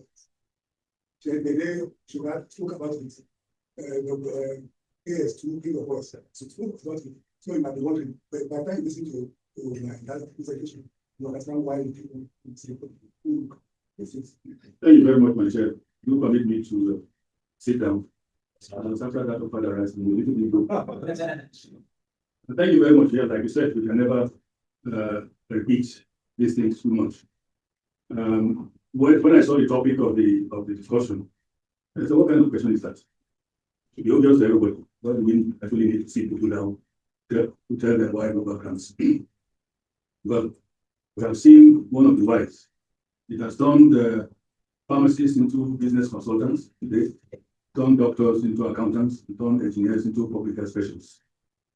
Can we have the first slide? Yes. So the question to me is like what Yoruba say, or the answer is it's obvious to all of us. So I thought, how do I approach this to try and as much as possible capture what global grants, in essence, contributes to our Rotary life and our Rotary actions, and also contributes to our own personal and social lives. And one of the things that came to mind while they're trying to look for the slides, one of the things that came to mind is use the full screen. Yes, Full screen. We can still on the full screen. I don't know.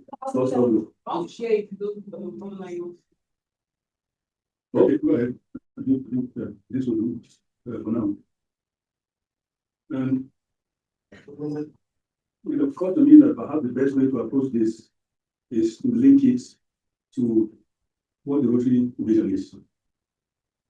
And if you look at that, you'll find that in the context of what we have been discussing all day today and part of the morning, is that global grants is embedded in our Rotary vision, which is, as you all know, together we see a world where people unite and take action to create lasting change across the globe in our communities and ourselves. Now, I want to link global grant to each of those highlighted areas. So let's go to the next slide. Yes, together. I think there's no doubt about the fact that you cannot do a global grant as an individual. You cannot do a global grant as a club. You cannot even do a global grant as a district. You have to come together with other Rotarians. And sometimes non-Rotarians. We have had situations where we have partnered, with corporate organizations, with government organizations, to do global grants, around the world. So individually, we are one drop, according to Satoru, who's a 20th century Japanese, famous writer. But together, we are an ocean. The popular saying here is little drops make an ocean, but it does not personalize it. It does not talk about the role we play as individuals in that. Because we think little things don't matter. But then, I'm sure some of you will have heard the story of the young man, who was on the beach and, several fish have been washed ashore. And he was busy, thousands of fish, was busy picking one at a time and throwing them back into the ocean. Picking one at a time and throwing back into the ocean. And an old man, was walking by the beach and was looking at him to inquire, what does this young man is doing? What can he do? There are thousands of fishes here. Like the maximum he will be able to get 50 or 100 back into the ocean before they die. So his curiosity took the better part of him. He confronted this young man. And then, what do you think you are doing? You're just wasting the time. And the young man said to him, well, it will not matter to all the fish that wash the shore. But every fish that I put back into that ocean, that is life for that fish.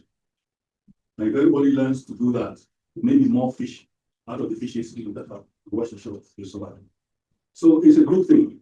So as you have seen, particularly from the presentations of BDG peers and BDG in Iraqi, it is almost impossible to do global grants alone or in isolation.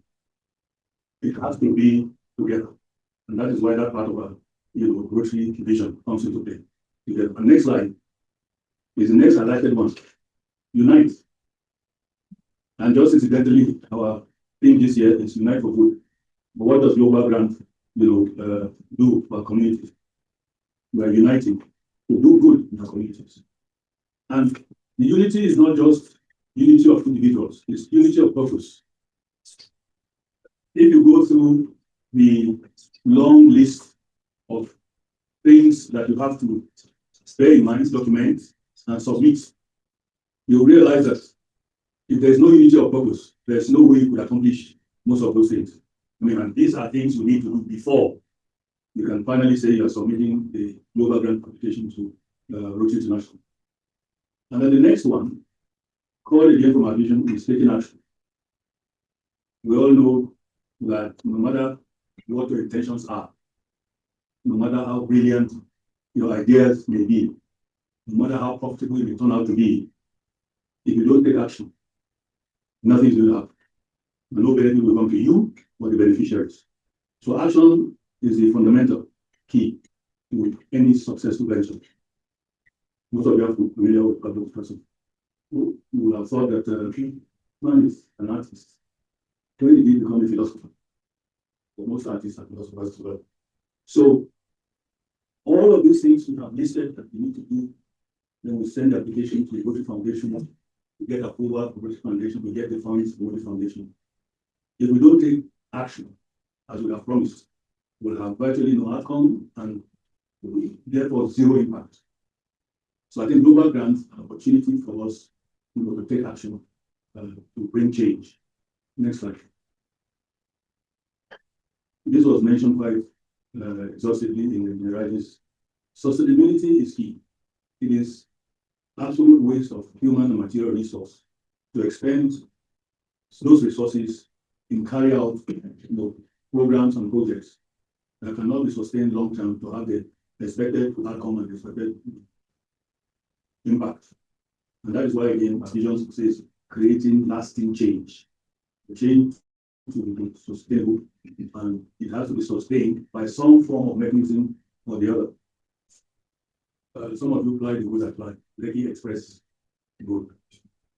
How horrible it is to your backbone and to connect your rod of your tires and your tires. And we have had this problem, or we continue to have this problem in this country, because we have a lot of good projects that are not sustained. Because structures are not put on ground to ensure that they are sustained. When we were discussing this with one of my brothers who had lived in Dubai for quite some time, he was reminding me that in Dubai, you build a road, the contract includes you maintaining that road at least for 15 years. That is part of the contract. So the government has no business coming back to feed any bottles. And so it is in your interest from the get-go to make sure that you construct that road for the last 15 years. So you don't have to keep coming back to bottles. And of course, the government has a bank from which they can support you to borrow money, but not to the full extent, because of the road. So you have to continue working to make sure that you make up that gap of the amount, and it's only at the end of 15 years you get the balance of the money. So a sensible person will ensure that you build that road to last for that duration of time. So your real profit will come at the end.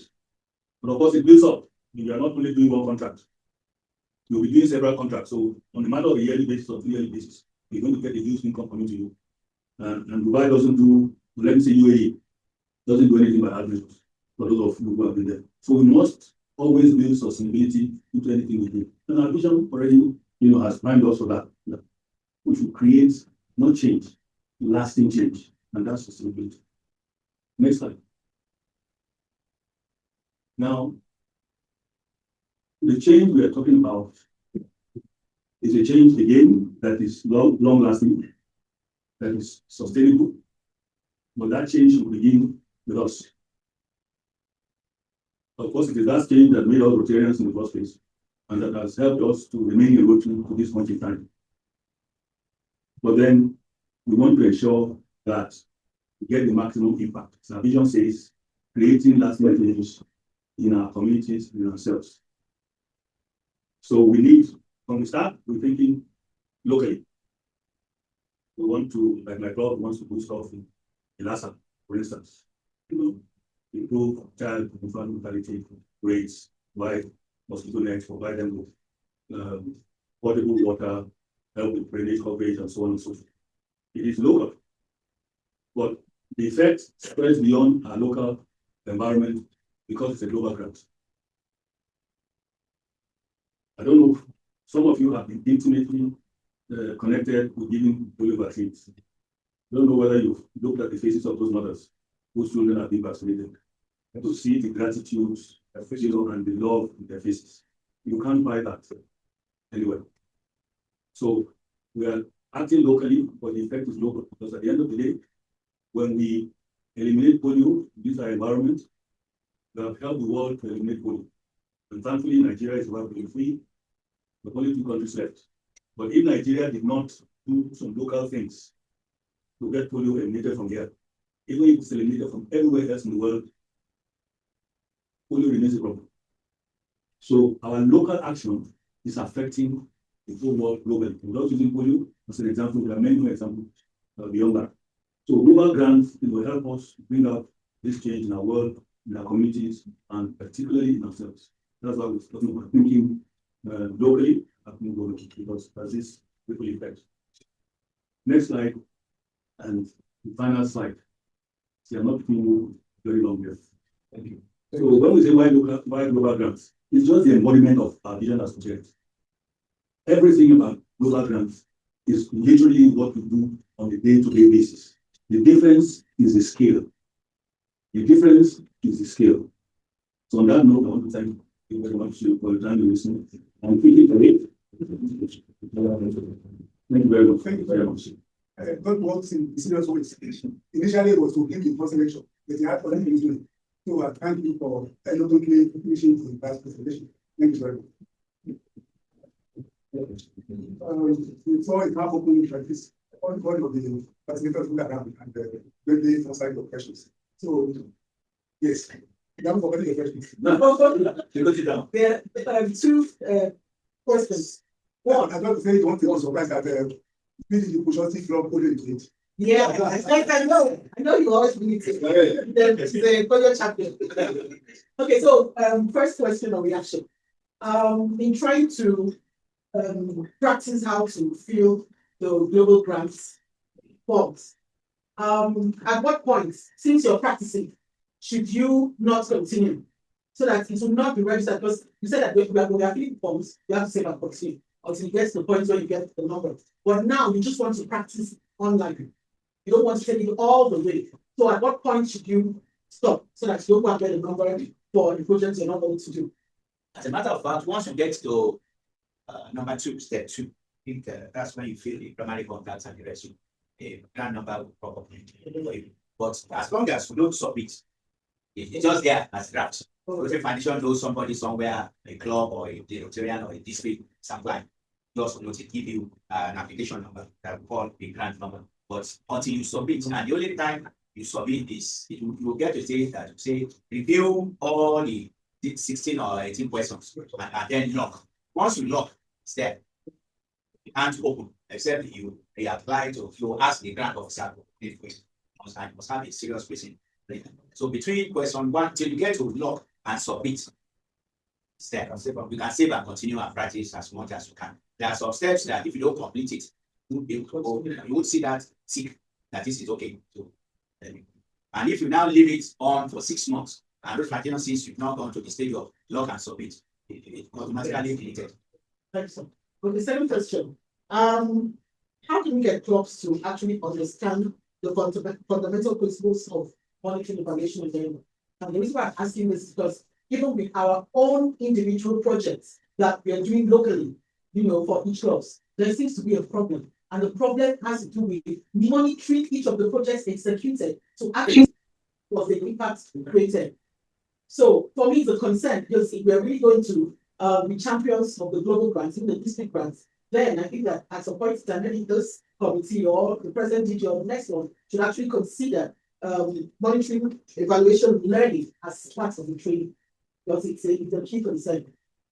Yeah, I think that's a very good comment and suggestion. If you listen to PDJ, write it very well, they extensively on it, and they also went further to give the implications that if you don't do all those things, one, it's not only you that is the primary contact or club that's affected, it's going to affect the district, it's going to affect the other national partner and the district of that. What that one means is that wherever all those others that are not directly in the primary contact, wherever they're having projects, either with another district or club, all those ones remain suspended.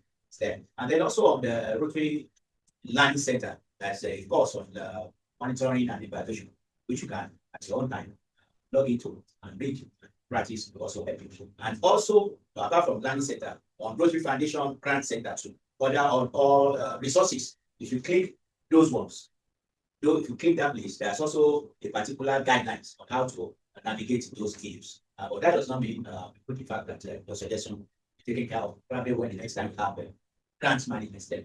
I know that there's a session on monitoring and evaluation or stewardship, probably apart from stewardship now, add monitoring and evaluation so that at least they can reach the knowledge of the attendees to go about it. Yeah, that's a very valid question.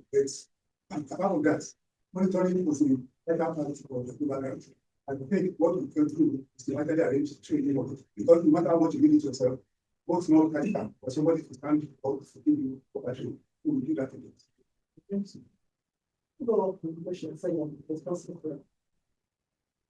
It's not just the training that is important here, it's actually continuing to practice. So you train, when people you train, and they actually training others, are they actually helping to implement the monitoring? So we have a project, we facilitate the project, we have RCC in place, what happens? There's a monitor. How do we know that everything is working as it should? So a lot of projects have been executed, there's no monitoring going on. So even if you train people here or wherever, how do you then know or how do they continue to monitor? So that's the problem, it's a fundamental problem. And I think the answer would lie in finding ways of resolving that question. How do you make sure that monitoring actually takes place? Like I said, you can't have the knowledge or passion for something you are lacking knowledge about. So it depends on the kind of training. If there are some practical concept of it, whether somebody is facing instances where people are trained, or you actually forced to then put into practice. Because in such a situation, you might have a situation whereby you are treated with a particular topic. Then if there's a particular project you have in mind, then you can use that as an example.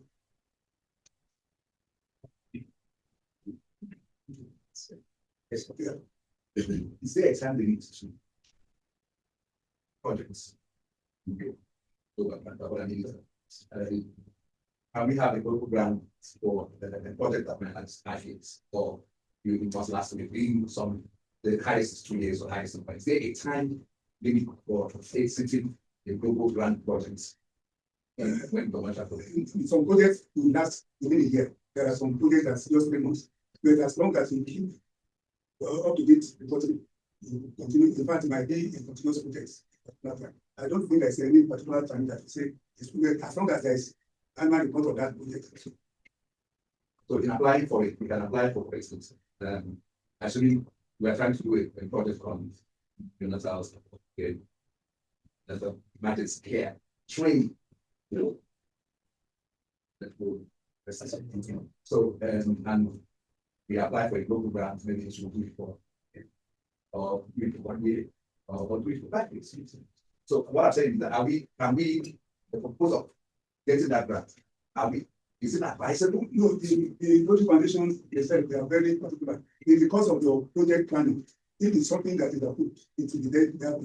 But if there is any advice, you give you that you can't do it indefinitely. As that can be the reason why you can't. But when you're planning it, you should be specific whether you want to do it for 1 year, 2 years, or 3 years. If it's not approved, then it doesn't go. But as long as you are approved, you are approved.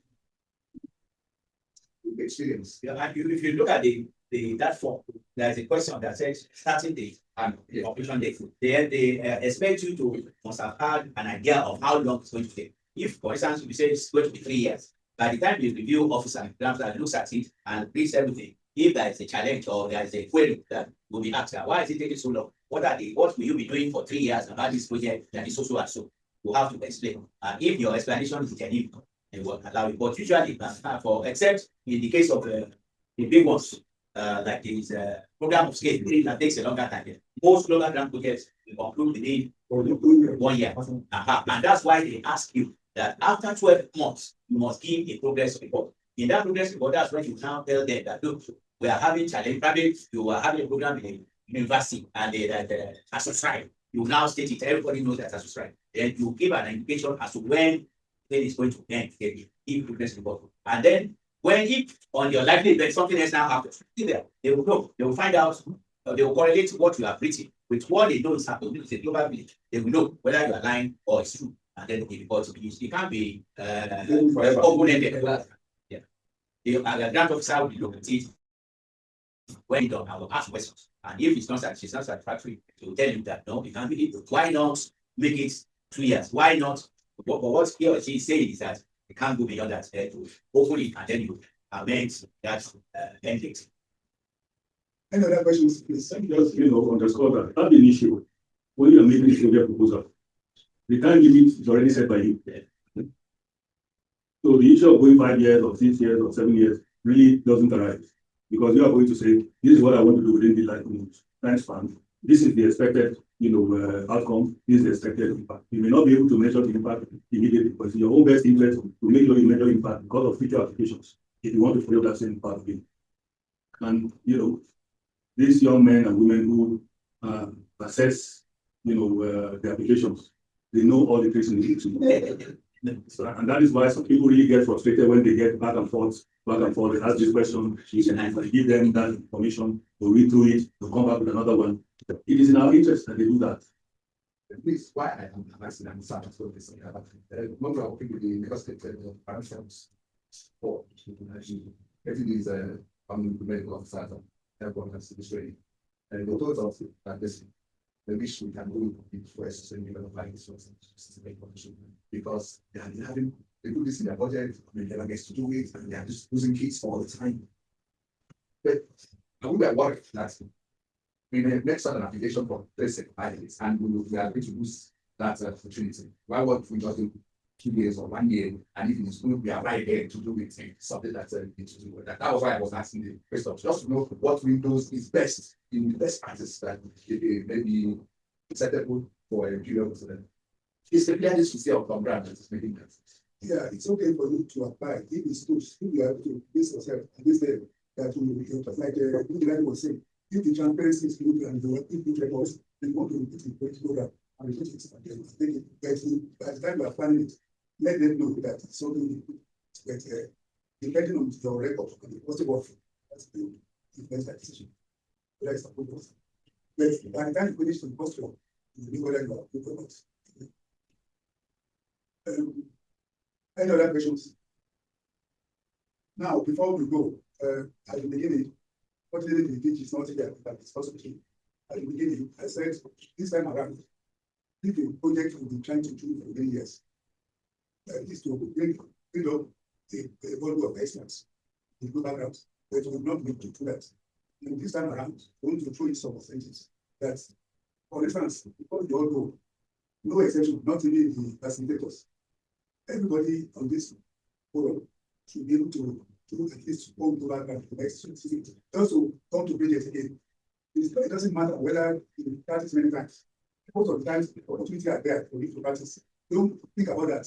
Just practice until you can go to it. That's why we are giving you 2 months. That in the first 2 months, now that you are fresh with ideas, keep on thinking about the project, practice it. Like whether you defeat it or not, it's going to be defeated anyway after about 6 months. But don't let that scare you. Keep on practicing it. And anybody from this, you find out whether that's one of you, how 2 of you are here who are the same for. But that's regardless. You practice it. And we were to get anything within the next 2 months. The district, traditional chair, the AIS, the district international service chair, and the district government, we look favorably into helping you to get a grant. Sometimes we have some money this time around, and we are not keen to return the money. I think yes, knows about this. We have so much because in the past, money we can roll it over. But the district road recommendation now found that there's no rolling it over. That if you don't need it, if you don't use it this year, you have to forward it to the World Food. But this year, we happen to reach in the case because the previous year we are going over is now because we're giving another 12 months guarantee for moratorium. That if you don't use it this time around, it's not forever. So we have some money now, and some will be given to us to grant that for this year. Like in the past, we were able to say that 500,000 naira, 400,000 naira. This time around, we were able to give each club, okay, 1 million, 2 million, or 3 million. That's why we say everybody should apply for the electricity grant. Yes, do that as for me. Within the next 2 months, if you can get work and project grant, will be supported very well, unlike the past. So, because I think the last time we were meeting them, somebody was complaining, I think it's that they requested for money for assistance for background and then it was never done. So this time around, I promise you that if you can skip any magic in the next 2 months, you will be the district governor, the champion is supposed to have something. Because we want to say at this time around, we want to succeed in trying to see who background experts over the places. It's not by chance that we also elected that these are people in the district that came before, and they accept what the let the district governor and come out. Okay, so on that, if today we produce an application for district grants festival. Your club has applied already, Lagos. Yes, sir. I'm just saying, as we want to apply again. No. Once per year, application. Some people, the fact that we extended the time. Does not give you the time to come out. Like, because I got this, in fact, my president actually did that mistake. Now you correct that. Once we've applied, it just the extension is for those who are ready to apply. So, but when you apply, the only thing I can guarantee you, for the global grant is what we are expecting to do. We say that probably people money that we don't normally give. Can we help and grant? Maybe once you have another. No, Admiralty must have applied. They don't apply. If they don't apply, they can send it. We do that for 48 hours. No, can I just try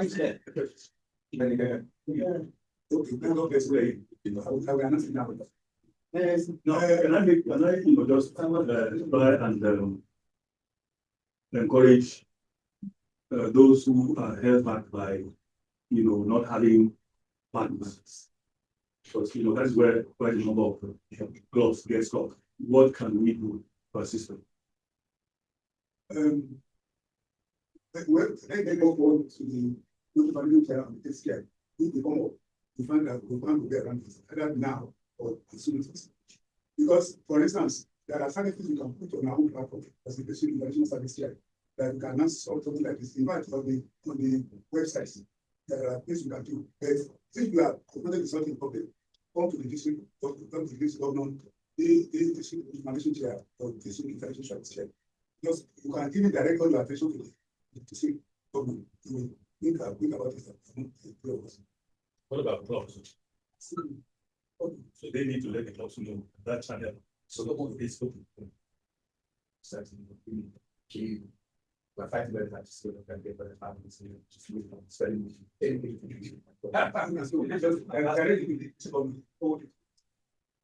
So another point, also, and then I think that is still around. So if there are questions, ones asking directly, if they are on for the next video, that will be this question. Also,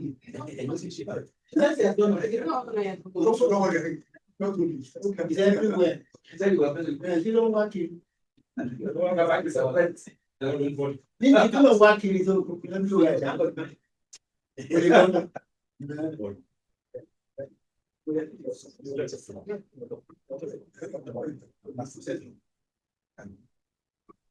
So the last message I have to do is that if anybody has been any surprise about the next 2 months, it's very difficult.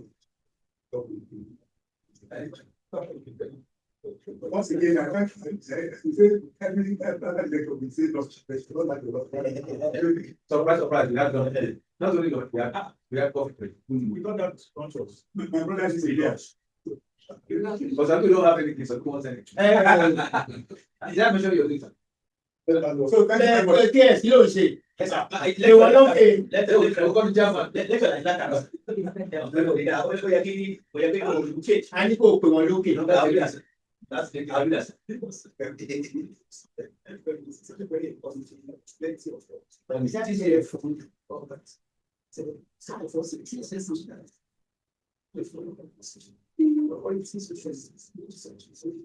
subject to does not support the as execution that was on the social and the trial. So those are execution of committed to qualify that like the prevention. So we have too many of advanced the one that's able to just now said there's so much about those like slush funds that you're throwing in more and more social grants out here. Even this first one said GSS is pleased to say they made $6,000 today for the first one, which is for SI high social training academy. Want to do 3 years, show increase the number of technologies. And then said, we are pleased to say the 96 has already to decide project has been achieved. What are they asking for us?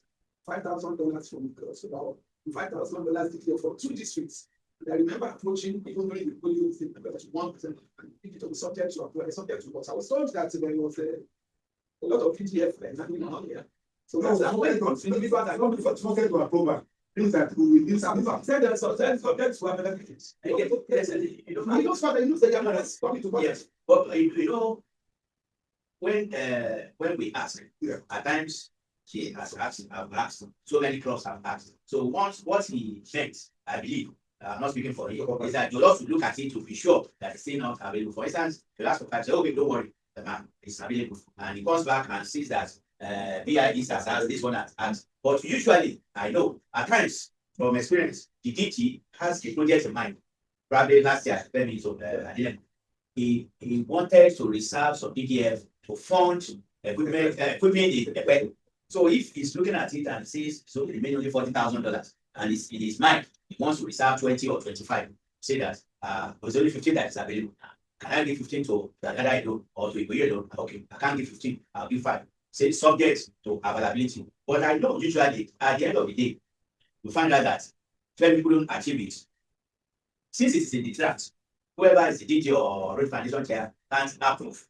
When the application is filed, and automatically the amount that has been reserved on that draft will reduce and be carried over next year. So that's how it works. So what I'm saying, I'm happy. Yes, in fact, I'm surprised in this case who has been that question. In fact, that you on it doesn't take the answer. The answer still remains the same.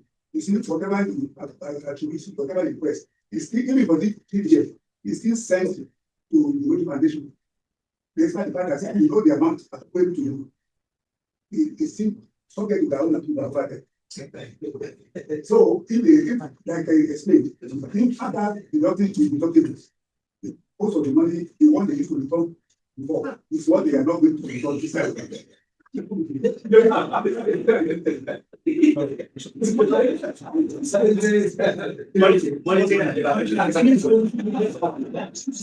That's what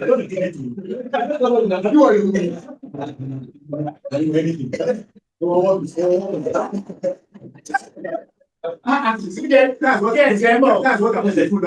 Can you see how it's completely fake? Can you say the wrong person? And why that he wouldn't have project?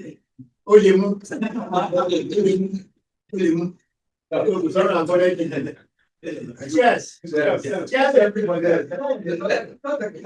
I give one idea. Any chairs? You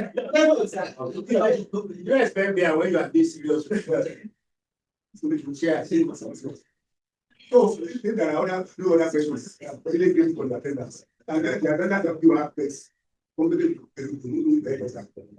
waiting for the response. And very soon, we'll have another. Sir, on the point of closing, we are checking on the other road. Is it possible for us to have copies of all that? Yeah, that's it. But what I'm the next one thing. Then end up with the page now so that you write down your email address. Because for those who are there today, if we are not present, we are not invited. Right? So we give you a copy or if there's a volunteer or something.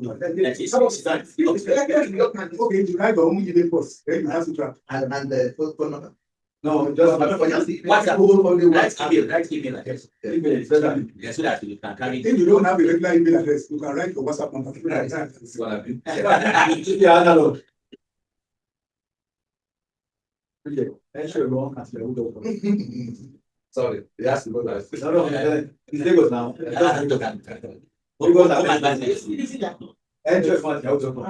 That's rotary email. Like that for if I change it now, all right, well, I was going to you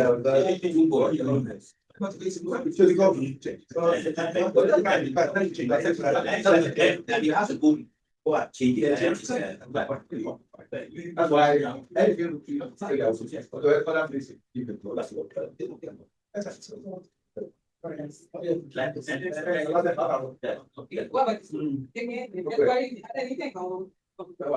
Somebody did that. Yeah, that's right.